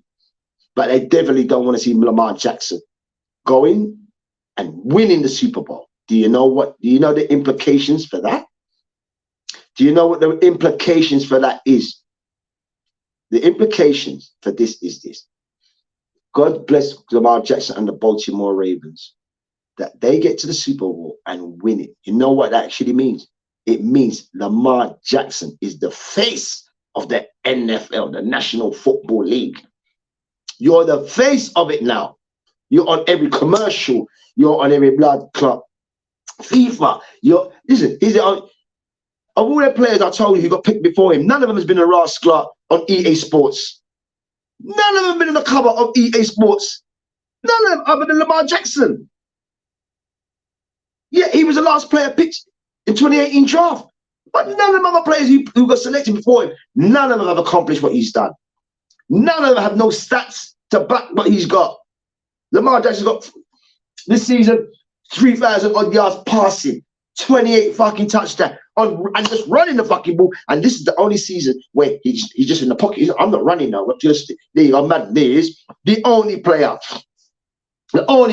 all those players that's picked in the draft. He's on the Madden. See it there? On Madden. But you know what it means to be on the front cover of Madden? They say there's a Madden jinx in it. That's what they call it. And once you're on front page Madden, everything fuck up. But not right now for Baltimore Ravens and Lamar Jackson. It's disturbing and it's fucked up. Yeah, right. In 2024, that they still want to play out this shit here. Oh, black or white. Your QBs are shit.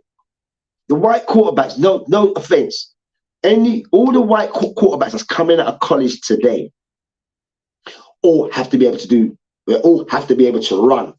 They all have to be an athlete now at that position. Every white quarterback in the whole of America. You can't stand there and be a statuette pocket passer no more. Not when you got a rascal, 340-pound rascal defensive lineman coming at you at 20 miles an hour and you don't fucking see him and he blindsides you, Clark. Bro, you're fucking seeing the hospital. You're on the med, bro. You're on the med. You're going straight to medical. You're going straight to medical. And every quarterback, white quarterback, who chooses to play this position in the United States at Pee-wee, junior or collegiate level, every white QB know this. They have to be mobile. They have to be able to move. They know it. They know it. So it's the dynamics has completely, and the trajectory of that position has changed. The old guard, we don't want to see you. We want our Joe Montanas. We want our Tom Brady's. No, it's done. The era is done. The era is over. What did we speak about earlier, Karma? About being copycat. We said about Pep Guardiola in it, playing from the back in it, and everybody wants to copy the style. We said that, and it's the same team. Bill Walsh put a West Coast offense. Everybody wants to copy the West Coast offense. You know what I'm saying? Now, with Lamar Jackson, remember, Baltimore Ravens built their team around this player, not the player being built around the player. The team, the general manager, the coaches, we are going to build an offense around him, not the other way around. We're building it geared towards him, his skill set, the shit that he does great, the shit that's going to win us game. Not a system, we got this system, and then you know what we should do. Now, fuck all that. We're building it. Look at game film. What's your best attributes? Well, you know you can fucking run the ball for sure. Yeah.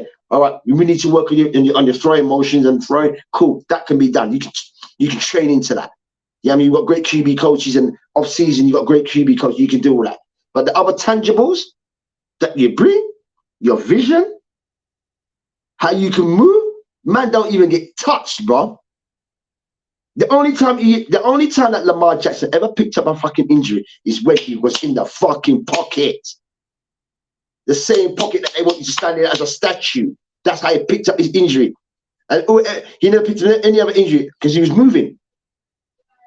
What did Fitzroy say to us when we were doing an interview? What did Fitzroy say to us, fam? Fitzroy said, it's about movement, fam. Movement, fam. Movement. Agility. What do we do, Calm? When we work out? We do agility ladders, right? Move, baby, we We do move. agility ladders, don't we? Don't we do agility ladders, fam? Yes, We do sir. box jumps. Yes, We are sir. moving. We're moving, fam. We're not stationary. And as I said, every QB, white QB in America today, they know. All these QBs will tell you straight, boy, I wish I had the skills of R.S. Clark. I wish I had the skills of Lamar. Even man like Patrick Mahomes and all that, man, I say, boy, you might be running them to, my man said, but you're not Lamar. This is how much they quote this, man, boy, you're not Lamar. Why are you trying to run like Lamar? You can't move like Lamar. This is what other players say to their own QBs are saying. Like I said, brother, never in the history of this game, other than Blood Club, Barry Sanders, Lawrence Taylor, Michael fucking Vick, Primetime Sanders, and Blood Clot Lamar Jackson.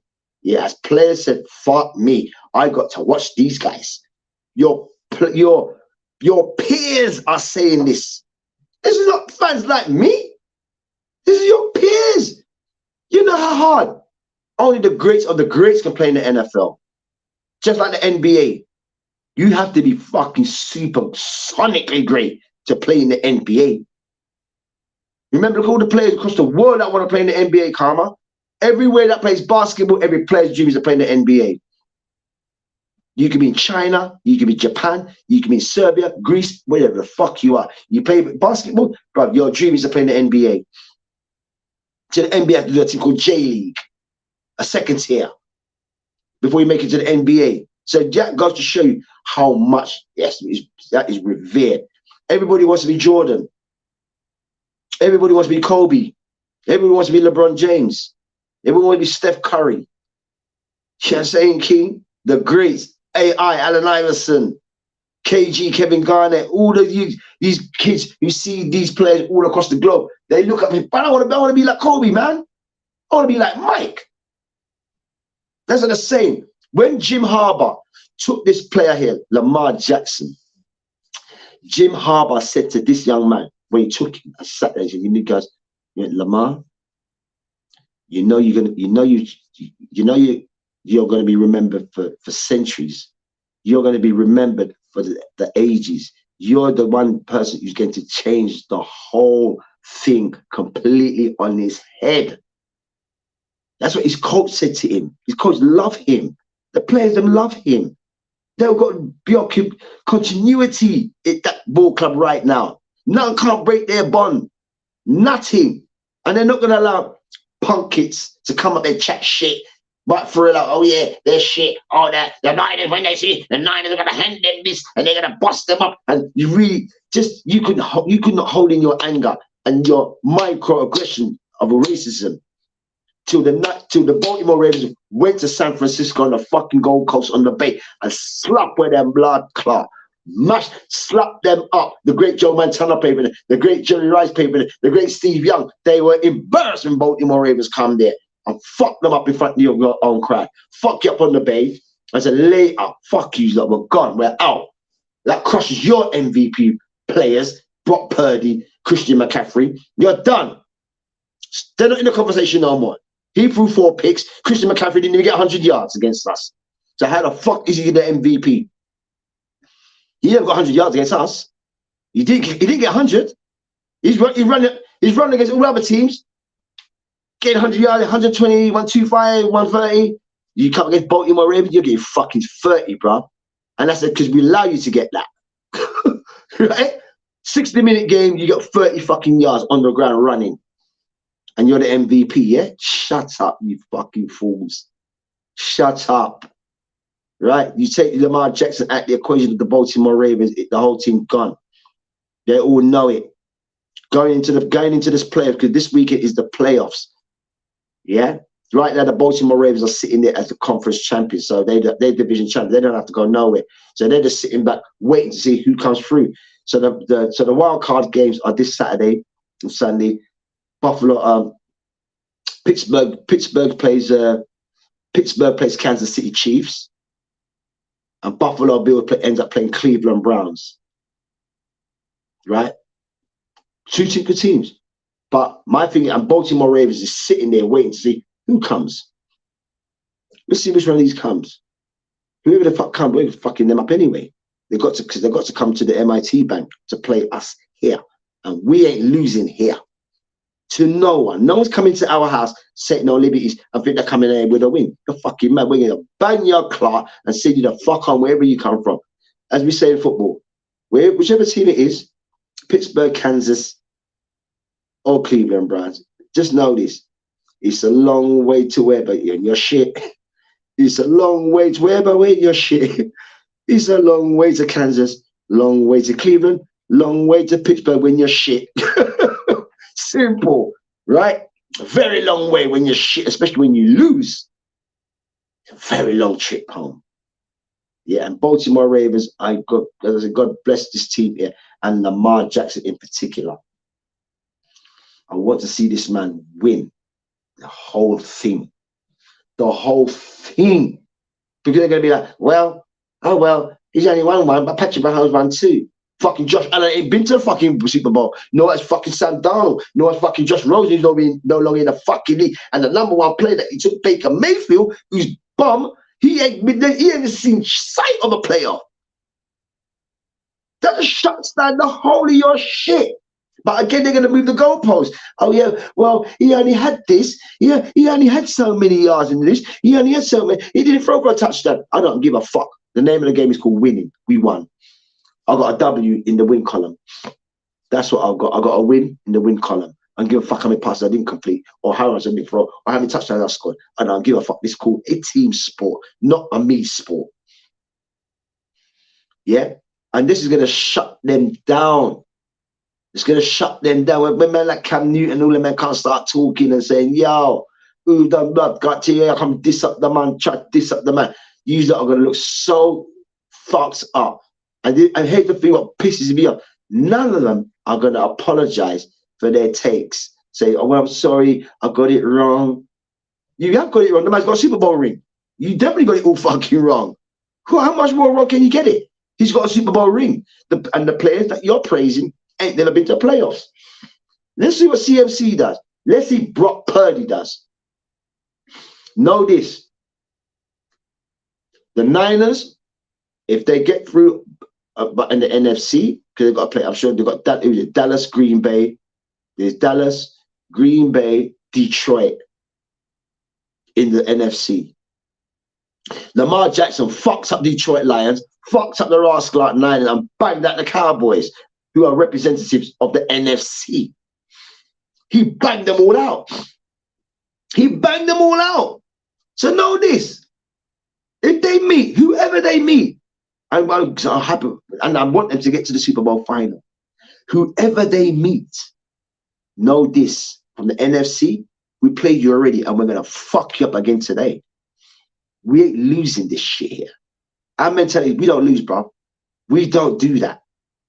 Brother, I can only imagine that when the Super Bowl is around, all the former players of the Baltimore Ravens being there, Ed Reed, Blood Clot, Ray Lewis, Blood Clot, Jamal Lewis, all the fucking former players, Shannon Sharp and all them, man, and Primetime Sanders, they all play with Ron Woodson. I can imagine all these man them on the sideline watching their former club and these players balling out. Don't you fucking think as a baller, I'm going to be inspired to know that Ray Lewis is here, Prime's here, Ron Woodson, all these men are all Hall of Famers, and they'll come to watch us. But we're not disappointing.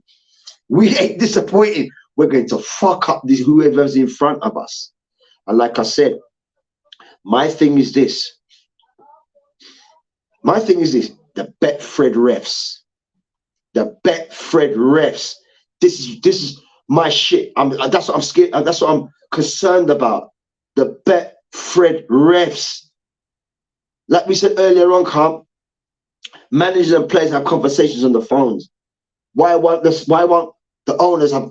I think Roger Goodell is the commissioner of the NFL. He's weak as shit. He works for the owners. Hence why, with that controversial game with Detroit Lions and Dallas Cowboys, right? Because it was called that way, and like, because they didn't want Dallas Cowboys going on the road because they know they would lose on the road. So they're going to give them home field advantage, and then you're going to make the Lions come. when the Lions already won their division, but yet they're seeded third, so that means they have to travel. You see the Dallas second, which the Betfred Rip cheated them out of the game, and that was down to Jerry Jones. Don't give a fuck what anyone says, right? They're too scared to give a decision. You see, Jerry were, I'm shitting myself. Jerry and them got power. They can stop my shit. Well, anyway, that fucking team, that officiating team are fucked anyway. They're not even doing the playoffs, just to show you their fuck ups. Yeah, because people are seeing it. People, we see you look suspect. We see you as Betfred refs. You can't have a Betfred ref coming up officiating this. We know you're Betfred. He's been of that officiating have been Betfred refs for a long time. There are things on YouTube right now with the very same officiating Betfred team going out giving some dubious Betfred calls. Straight. Yeah.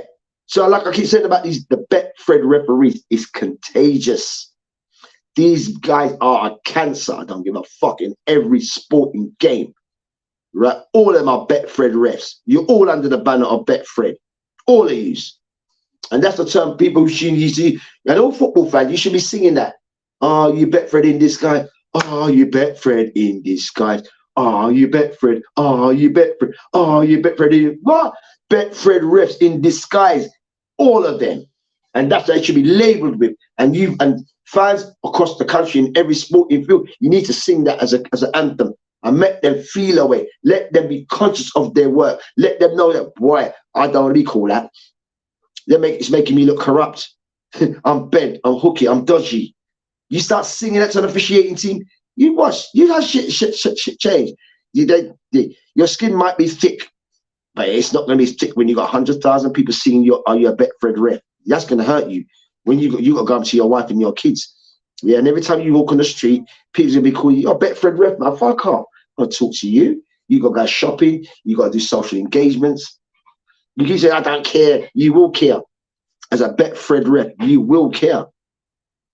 So that's my only thing about going into this playoffs, that the Betfred refs was trying to sabotage Lamar Jackson and the Baltimore Ravens. That is my thing. That's my only, not only just them and the commissioner, because it's people question is the NFL rigged.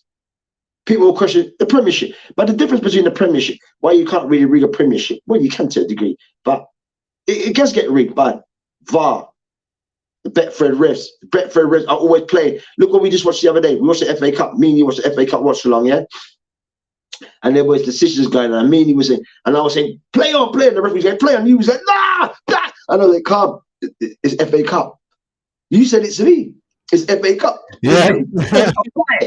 And you saw some frustrating because your expression, you was getting mad on some of the things, like you're like, what the fuck? That's this. And I saw the whole expression on the watch along, like, and this is FA Cup. Can you say, but if this was a Premiership, that fucking play, that guy's gone. That's a handball. That's that. But in the FA Cup, they just let it roll, let it flow, let it roll. Yeah. Let it roll.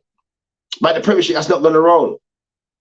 You know what I'm saying? So the Betfred ref works in two sides, whether it's the FA Cup or whether it's the Premiership or the Championship. The Betfred ref syndrome is contagious.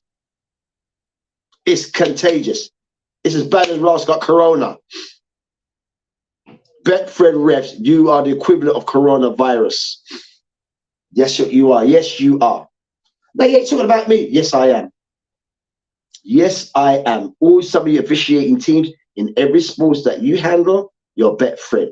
Until otherwise, as I said, innocent till proven guilty. No, but it's guilty. So you've got to prove you're innocent. You're all guilty. Now you have to prove your innocence.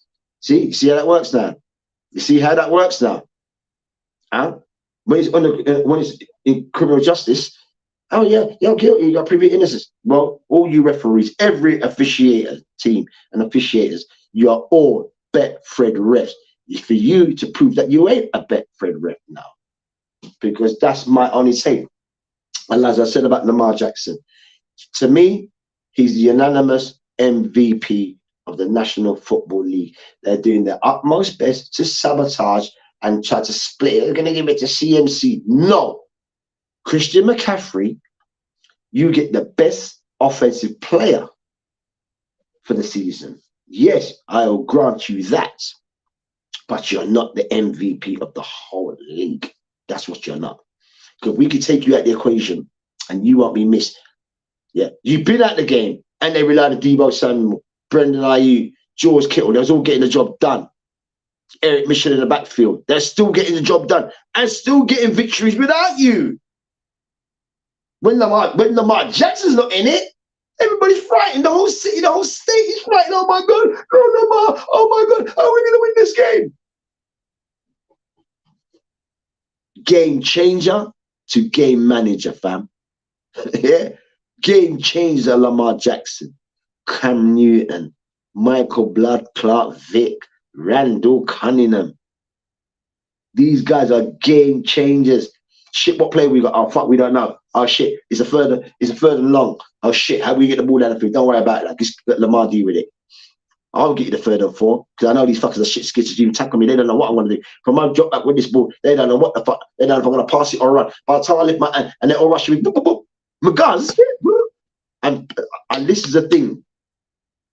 Here's the thing to bitch and Foxville. I can't remember your name. Hey, he's a quarterback here. Shut the fuck up, bitch.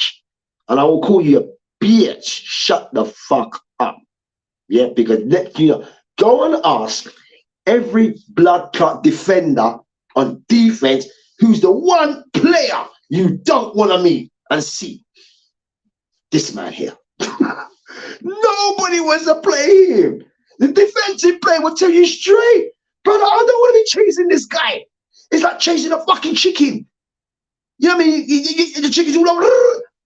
Then every NFL defensive player, we're talking about players like Fred Warner, best linebacker, Bobby Blood. What's my guy over Seattle Seahawks? What's my guy over Seattle Seahawks?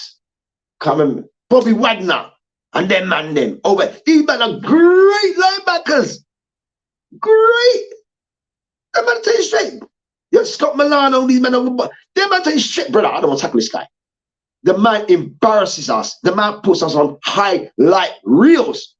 Right? Players will tell you straight. Yo, I don't want to be on Lamar's highlight reel, bro. Man will tell you straight. I don't want to be on Lamar high reel. None of them don't want to have that. No player wants to be on Lamar Jackson highlight reel. No one. You hear me? Nobody wants to be on one of his highlight reel. No player. Every player will tell you that straight. But I don't want to be in that guy's highlight reel. You see on Sports Center, you see on this, you see on that. Yeah, boy, I'm Lamar this, you know. Look at this move Lamar just done. Boop. And that's you. You as a player is watching in front. You're watching that in front of your wife, your kids, your mum, your dad, your grandparents, and that comes up. And that comes up. Yeah,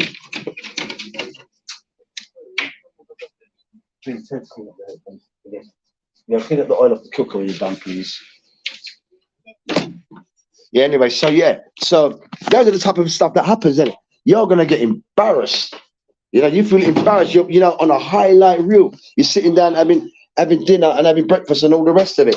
But yet, your wife, you're sitting there with your wife and your kids. And look at daddy. And then you see this man draw a blood clot move on your clot.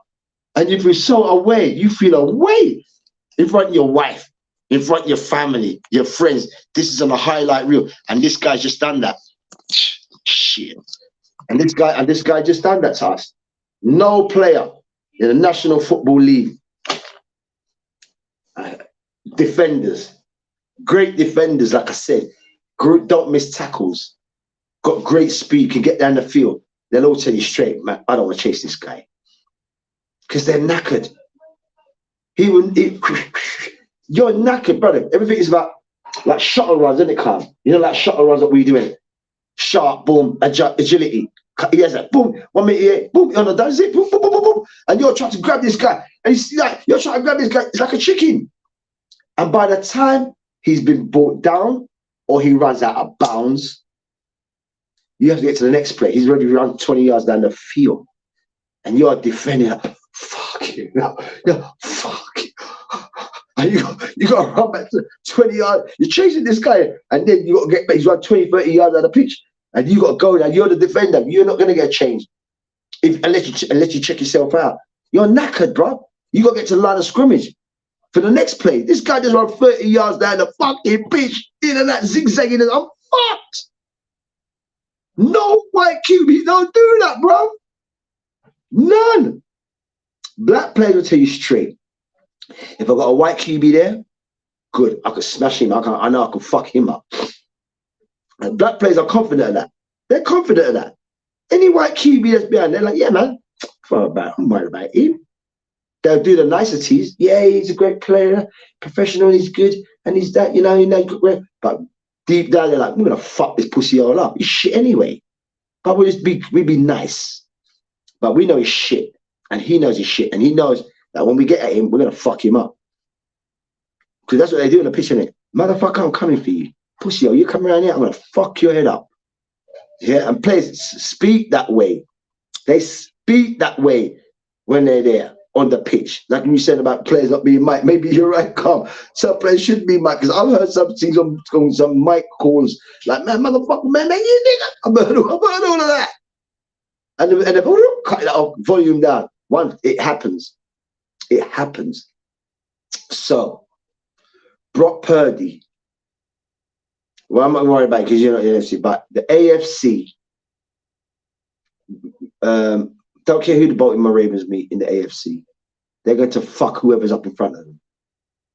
As the saying goes, fuck around and find out. They're going to really find out whoever it could be. As I said, Pittsburgh are playing Kansas City. And the Steelers they have a formidable record. They're not the greatest of the season, but in terms of Super Bowl appearances, then you know they won 6 Super Bowls. The Pittsburgh Steelers, so they're historically, traditionally, culturally great. It's always had a standard at the Pittsburgh Steelers, and which the Ravens also created. Also, to bring to light, Baltimore Ravens, they were the former Cleveland Browns. They moved out of Cleveland, ghosted out in the middle of the night. Art Modell took the club because they weren't giving them money. Just like we're saying at Tottenham, if you don't give us the money, we're going to move the club out and all the rest of it. So he just said, fuck it, I'm taking the club. He picked up the club, Cleveland Brown, ghosted him to Baltimore.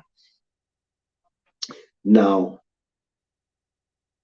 Baltimore Ravens, as a new franchise, within 4 years of having their franchise, which is basically the Cleveland Browns, but it's Cleveland had no club, but officially Baltimore Ravens.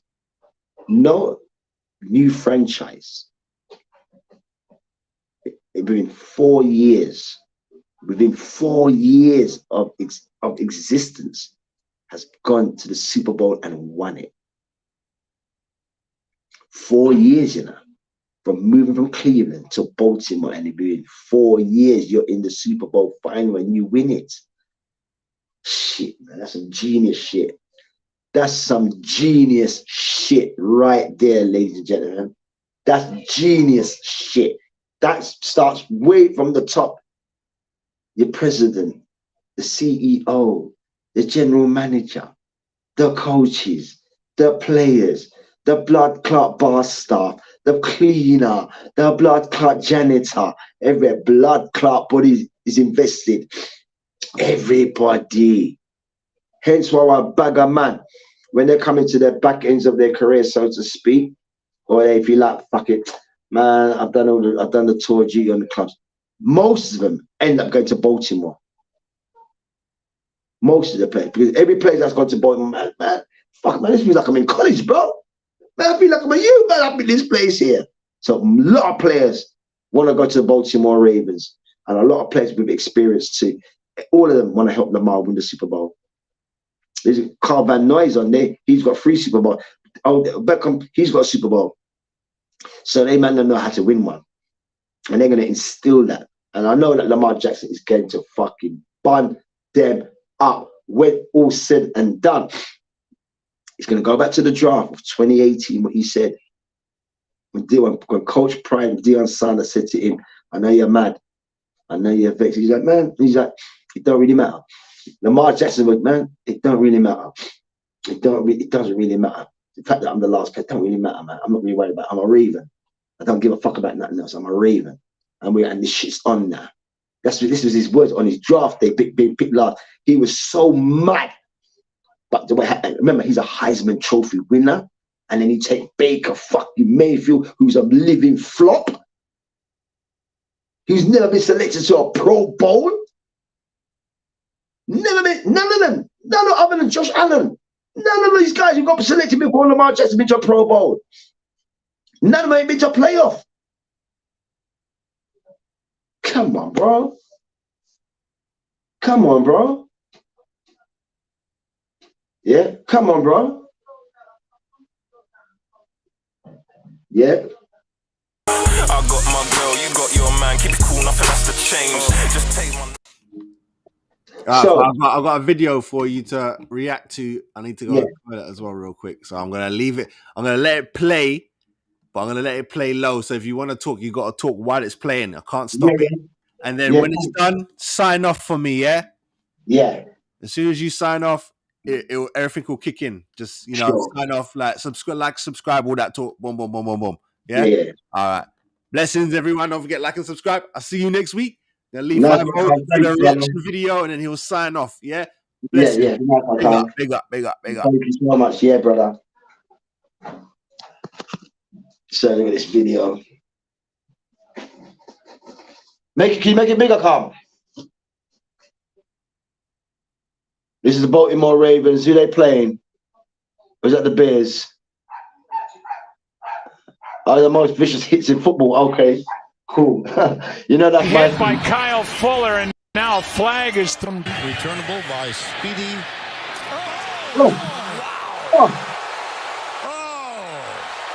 That's how football is played. That's Mac Wilson, a true freshman, by the way. That's how football is played. Hey, Smith! That's Ed Reed, Baltimore Ravens, Super Bowl winner. This is Ed Reed. I was thinking about. These are the guys. That's special teams. That's great hitting. That's really Lewis. That's really Lewis. Now he breaks it down and rolls out, rising, steps through, and gets absolutely demolished. See? Oh my God! Why would you say that? Something is fine. Everybody is fine to the I want to get the team has fine on the mid-ball. But it's a defender that got to as the team is not playing.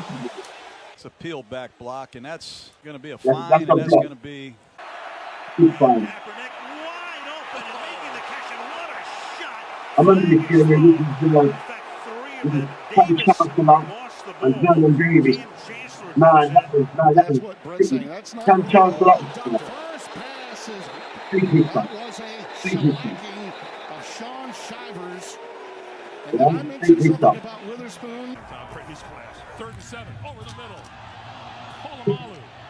Again, a lot of shots are on med balls. You know, myself, I coach about med ball. That med ball don't get thrown by quarterback and defenders and it is. It's fine. On the TV part of the ball. So they're playing with the defenders. Because the TV is a mid-ball. He is the fine. The player is made the defenders. But he is fine with that. The player is going to be beyond the end line. Harrison worked his way back and actually made a play on the ball. flat out ball. And there is the biggest hit maybe. Bob, is your phone on something? You sound funny. I'm here. Sanders gets walloped by McLeod. Penalty marker on the play. Again, all these plays here. If you can read the college, Marshall Lynch used to play for this college, he used to play for Aaron Rodgers. Stepping up, deep downfield, wide open, Brandon Cooks. Right. This is Super Bowl final. Taking some shot there by Jenkins. That's all we did. That's all we did. That was a block. That was a serious block on that game. Blindsided. They're all like out here. They're trying to block now.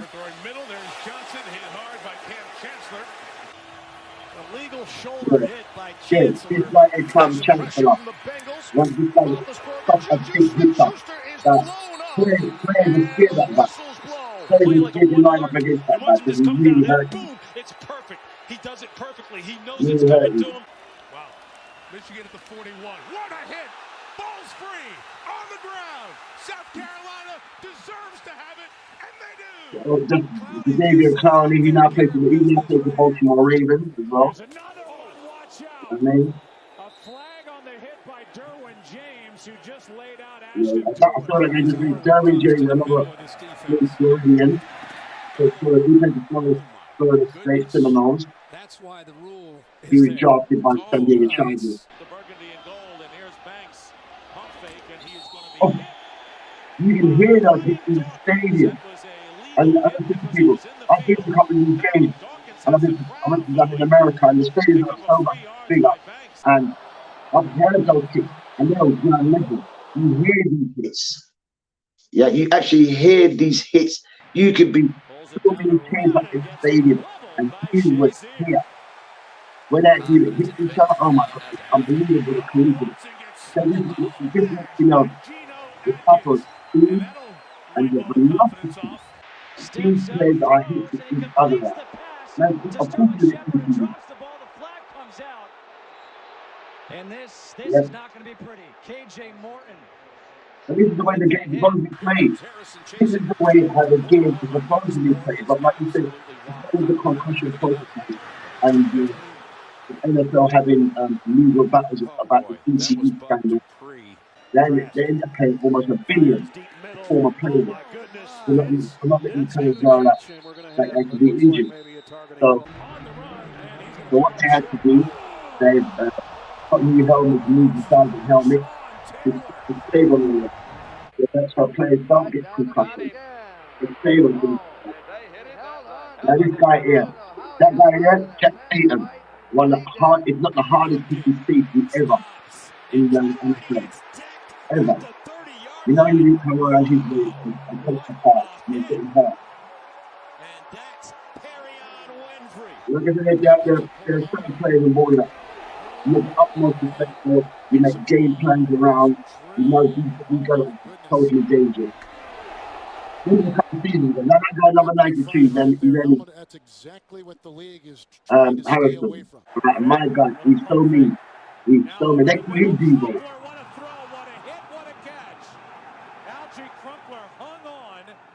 Getting a vicious ball from Brian Dawkins. Like, there's not another good play for Brian Dawkins. All these guys are like trying to game is played. You can't have a big fish when you get laid out like that. You can't complain. You know what I'm saying? This is what people sign up for. Yeah, leave it there. Yeah, we pause it there. This is what players sign up for. This is part of the package of what goes in it. You want to get paid. You want to reach the highest echelons of the game that you revere and you love so much. This is parcel and package of what takes place if you're on offense or defense or special teams. There's a likelihood, yes, you will receive a concussion. I know that I have. When I've hit somebody that hard that I received a concussion. But my time when I was playing, there was no such thing as concussion protocols. But yes, it happens. And, you know, people sign up for this. Like I said again, Calm. These guys put their bodies on the line because they want to make their situation a great deal better for their grandparents, their mothers, their family. Getting out to play in the NFL or the NBA or the MLB, you're taking your people out. You can lift people up. You can say to mommy, you're never working again. How wouldn't we like to say that? Mom, you never have to lift a finger again. You ain't got to cook a dish. You ain't got to wash a dish. You ain't got to cook a meal again. All you do, mommy, here's your Amex card, and you can go and spend and go where the fuck you want in the world. You know what? It's crazy that you say that, because you know what? I was watching last night, and it's funny because even as I was watching it, I was like, it's bad, but sometimes as a black man, you'd rather just get to the end goal than the in-between. I was watching American Gangster. Yeah. Right? And when he went and got all his brothers and he got the whole family, and his mum said, "Whose house is that?" And she went, "That's your house, mum." And he's just staring at her the whole time. Everyone else is running around the house. He's just staring at his mum because he want to see her face. That's right. That's it. That's right. The baddest man, baddest drug dealer. All he wants is to see mummy smile. That's it. Let me tell you that. It's the same. It's the same as these guys in the NFL. All they want to see is mummy good. Right?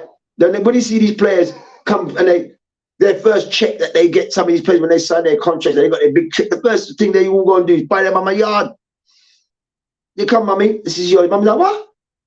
That's yours. Here's the key. And then, as a matter of fact, see that there? There's your key to the car too. All paid for. You ain't got to pay for nothing. And we've got butlers and servers. You ain't got to cook or wash or do fuck all. You want to go shopping? Here's your Amex card, mummy, and you can go shop where you want. You want to jump on the plane and buy a plane ticket? You can go do that too. I've got private jets lined up as well. Go on, mum. Go and do your thing. Go on, mummy. Go on, daddy. Do your thing. You mind us. Don't worry about us. We're set for life and generations to come. Go and do your thing. Yeah. I rate players like that. Rate them players. And so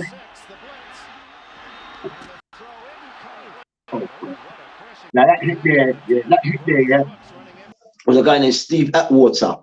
Played for Denver Broncos back in the day. Now the hardest hitting safeties, I've got to do a column for that. The hardest hitting safeties ever for me. Ronnie Lott, John Lynch, Steve Atwater, Cam Chancellor, Bob Sanders. Like, you're talking about safeties that was lay you out. Darren Woodson. Some of the great safeties that would lay you out. And they did lay people out. Ed Reed. They laid players out, bro. Man, as we say in America, man, put to sleep. Sleeping, fam. Proper sleeping, king. He's a Hall of Famer.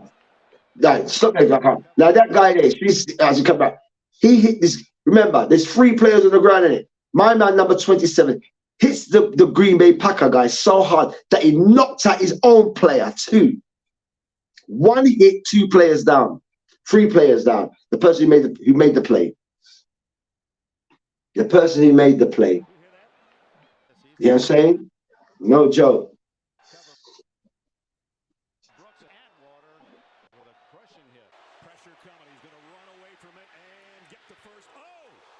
It's Alabama. It's Auburn. It's collegiate level. Wow. Whoa. Hits like that now are so horrible that if your leg gets caught, I mean, your legs are gonna get twisted. Someone's hitting you on the top, twisting you. Those hits are horrible. Hence why I play defense. For real. Easy. Charging. Patient. Boom. Yeah, man. That's how you separate a man from the ball. Clean hit. Very clean hit. Nothing illegal about it. Very clean hit. As I said, separating the ball and the man itself. Yeah. For real. That's a great hit. Textbook hit. Great hit.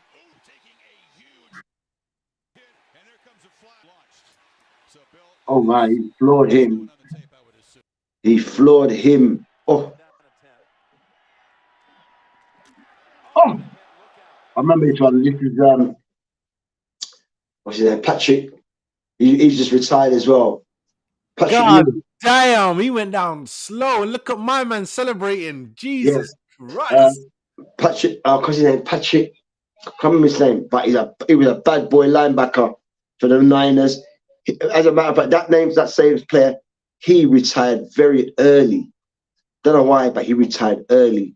You're saying, and I was surprised that he retired that early in the game. Saying Patrick Willis, that's it, Patrick Willis. Them time is him and Ray Lewis, best linebackers of the time at that time, with Navarro Bowman and them man, the baddest linebackers of the time.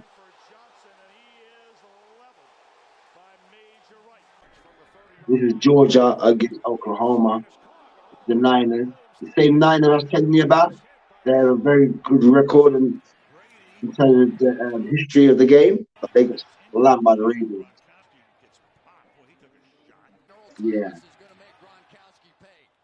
Right, that's saying, see number 87? Rob Grant, stop it there. See him now? That same player there, number 87, is the same player who retired, fucking around, sitting on his couch, and Tom Brady, that's his best mate, phones him I says, what are you doing? Boy, I'm doing fuck all. Well, come. You want to come win another Super Bowl? All right, let's go. That same player there, he retired. That same number 87 is the other one who came with Tom Brady. Tom Brady called him. He come and he's got 4 Super Bowls with Tom Brady. Oh, he's out. Right, now stop here, Carl. See this game here, yeah? These two collegiate teams are two rivals, like Tottenham and Arsenal, Liverpool and Everton. This is Florida State Seminoles against Miami Hurricanes, which are all in the state of Florida. Florida is the state. Miami is just a city in the state of Florida. So this is Florida. This is a major rivals. Now that the Florida Seminoles coach Prime played at this college here. Michael Irvin, calling the playmaker, he played for the Hurricanes back in the day. So a lot of great ballers that you see, but we watch, a lot of them come from the South, which is Florida. A lot of them come from Florida. Quite a number of them come from places like Alabama, around there. But a great deal of players come from Texas, Florida, and California. All the best players. That's where they draft these players from for the collegiate ranks.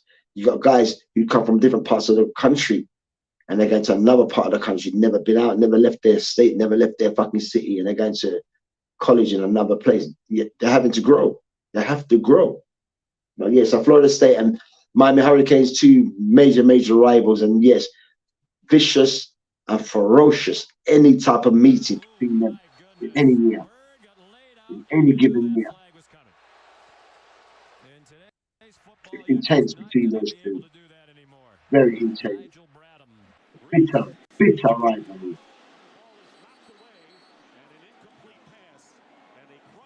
Great. Now Reggie Bush. Now that stop there, Calm. Stop there, please. Now that's what we call a med ball. Reason for me for bringing it up in this segment is this. I watched the player. I'm gonna send it to you, Calm. A player named Mike Mitchell.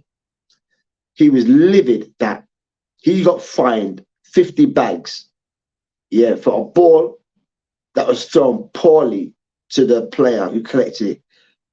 So Andy Dalton throws this player a ball.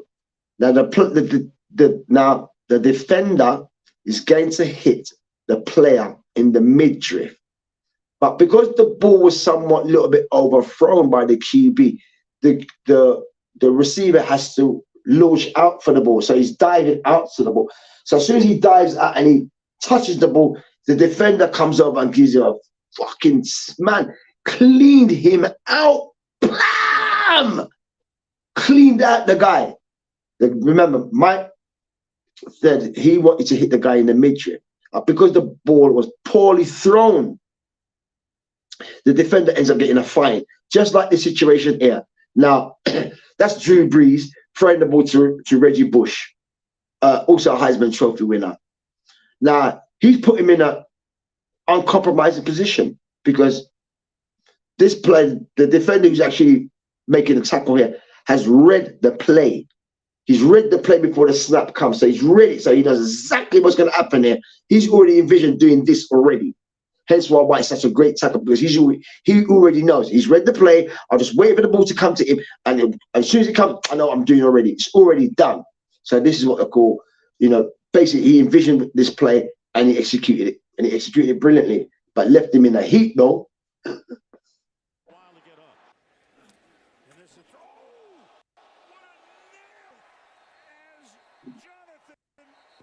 Chicago Bears, again, you guys don't think the Bears rough and tough.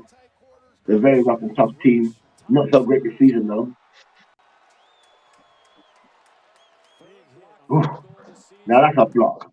That's a block. That's the kicker, the punter, the kicker. More time on the gridiron, you're not supposed to touch these players.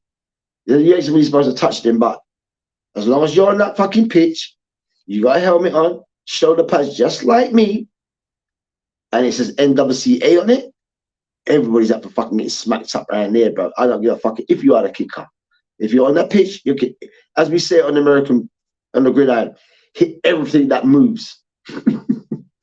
Hits everything that moves.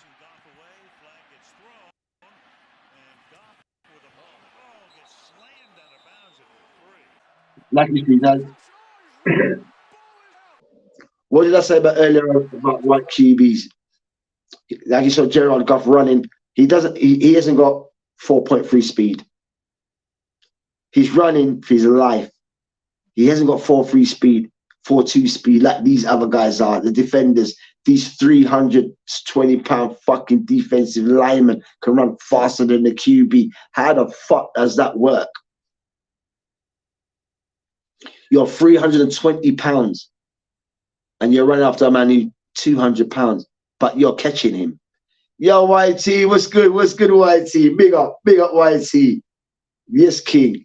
Just doing some, not for long, some NFL talk here. So when you got players at that speed, and Gerard Goff, he's now at the Detroit Lions. He doesn't run. He probably clocks in a 4.7. If he's done his 40 yards, he probably a 4.7, 4.8. That's slow, right? You're not even talking about DBs who run 4.3, 4.2 to hit you.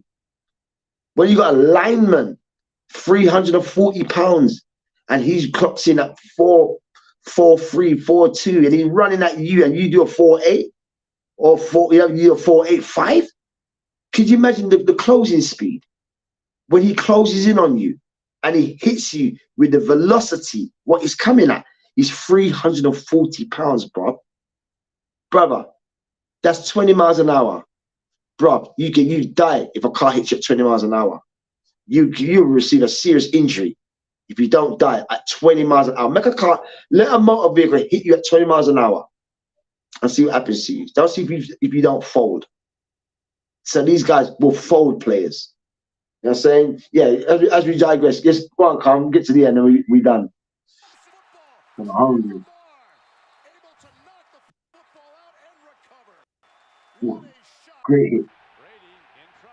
This is Tom Brady's U-Man days. Fine. See them days there? See those days there? Look how young Tom Brady is. Tom Brady, remember, Tom Brady has played in the National Football League for 23 fucking years. Brother, some people don't fuck. That's why it's called not for long. People play 3 seasons and they're out, bro. 23 years when that shit was legal. Tom Brady's run, he's got the ball and he's a quarterback, right? Now he's running. Now you become a running back. So we can tear off your head now because you're running with the ball. You're not QB no more. Yeah, you're a QB, but who's running the ball? You're a running back. In our eyes, you're a running back now. We're coming to lick off your head. And he did. Lick off his helmet. You know what I mean? And that was the early days when it was allowed. Oh, the Cowboys.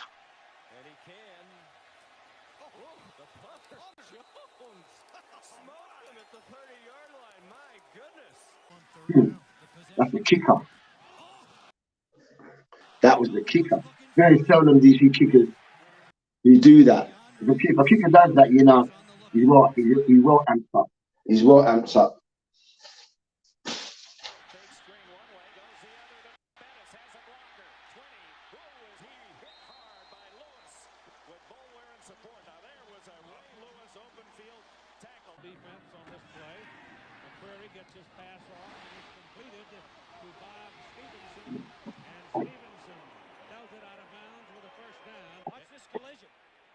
The Michigan Panthers against Penn State. Michigan Wolverines, excuse me. They've just become the national champions of the collegiate football, NWCA collegiate champions. They just played Washington Huskies, who are from Seattle, and they just end up winning the national championship as a collegiate champion. So, congratulations! And funny enough, and ironically enough, that's Tom Brady's school, Michigan Wolverines. That's his school that he went to.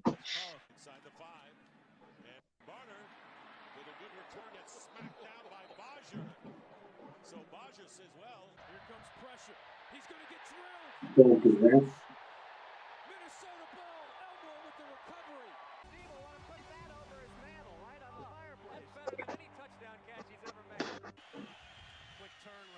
The Raiders, yeah, mighty Raiders, yeah. Yeah, mighty Raiders. They haven't done so much. Love them. Yeah, And mate. these mighty Raiders, man. As I said, like I said to you, but in terms of like teams that's got which are culturally known for what they're known for, Oakland, Baltimore, and the Steelers. They're all revered and known for. We don't find that and fuck around. That's what they're known for. You know what I'm saying? And they had a coach over there named Josh Daniels, who's full of shit. He was under the Belichick tree. Remember we were speaking about in the Premiership and all these players that played under Sir Alex Ferguson. They've all gone on to ball clubs, and none of them has been a success. Yeah. Remember we were speaking about that. It's the same thing with this guy. He was at Raiders. He was with Bill Belichick, and every player, every coach that ever was under Bill Belichick have gone on to have their own coaching positions. None of them have won fuck all. None of them. They're all been shit. But they all hang on to the coattails of Tom Brady. Hence why he keeps saying about Tom Brady. Tom Brady is the one that won New England Patriots all those Super Bowls. Not Bill Belichick, not Robert Kraft, not fucking Josh Daniels, not Matt Patricia. None of you fucking won them Super Bowls. Tom Brady won those. Let's have this right. They don't want to say so, but it was proven. He left. He went to Tampa, phoned up his bridge in Gronk. Let's go get another ring, son. Bam. Now I've got 7. So who's the catalyst here? Who won what now? Because none of you lot have won fuck all since I've left. None of you ain't been to playoffs. None of you ain't been none of those. I've done it. Case closed. Shut your mouth. You can't chat to me. You can't chat to me. I won these, not you. Stop taking the praise and the credit, because as we see, all the players will tell you, Tom Brady. Julian Edelman will tell you it's Tom Brady. Rob Gronkowski will tell you it's Tom Brady. Ross Clark, Max Strong will tell you it's Tom Brady. Every man will tell you it's Tom Brady that won the Super Bowls, because all the Tampa Bay Buccaneers players will say straight, boy, Tom came here and he got us a Super Bowl ring. I'm happy, wicked. Tom helped us to get that. Tom made us get that. So there you have it. So Tom Brady, like I said,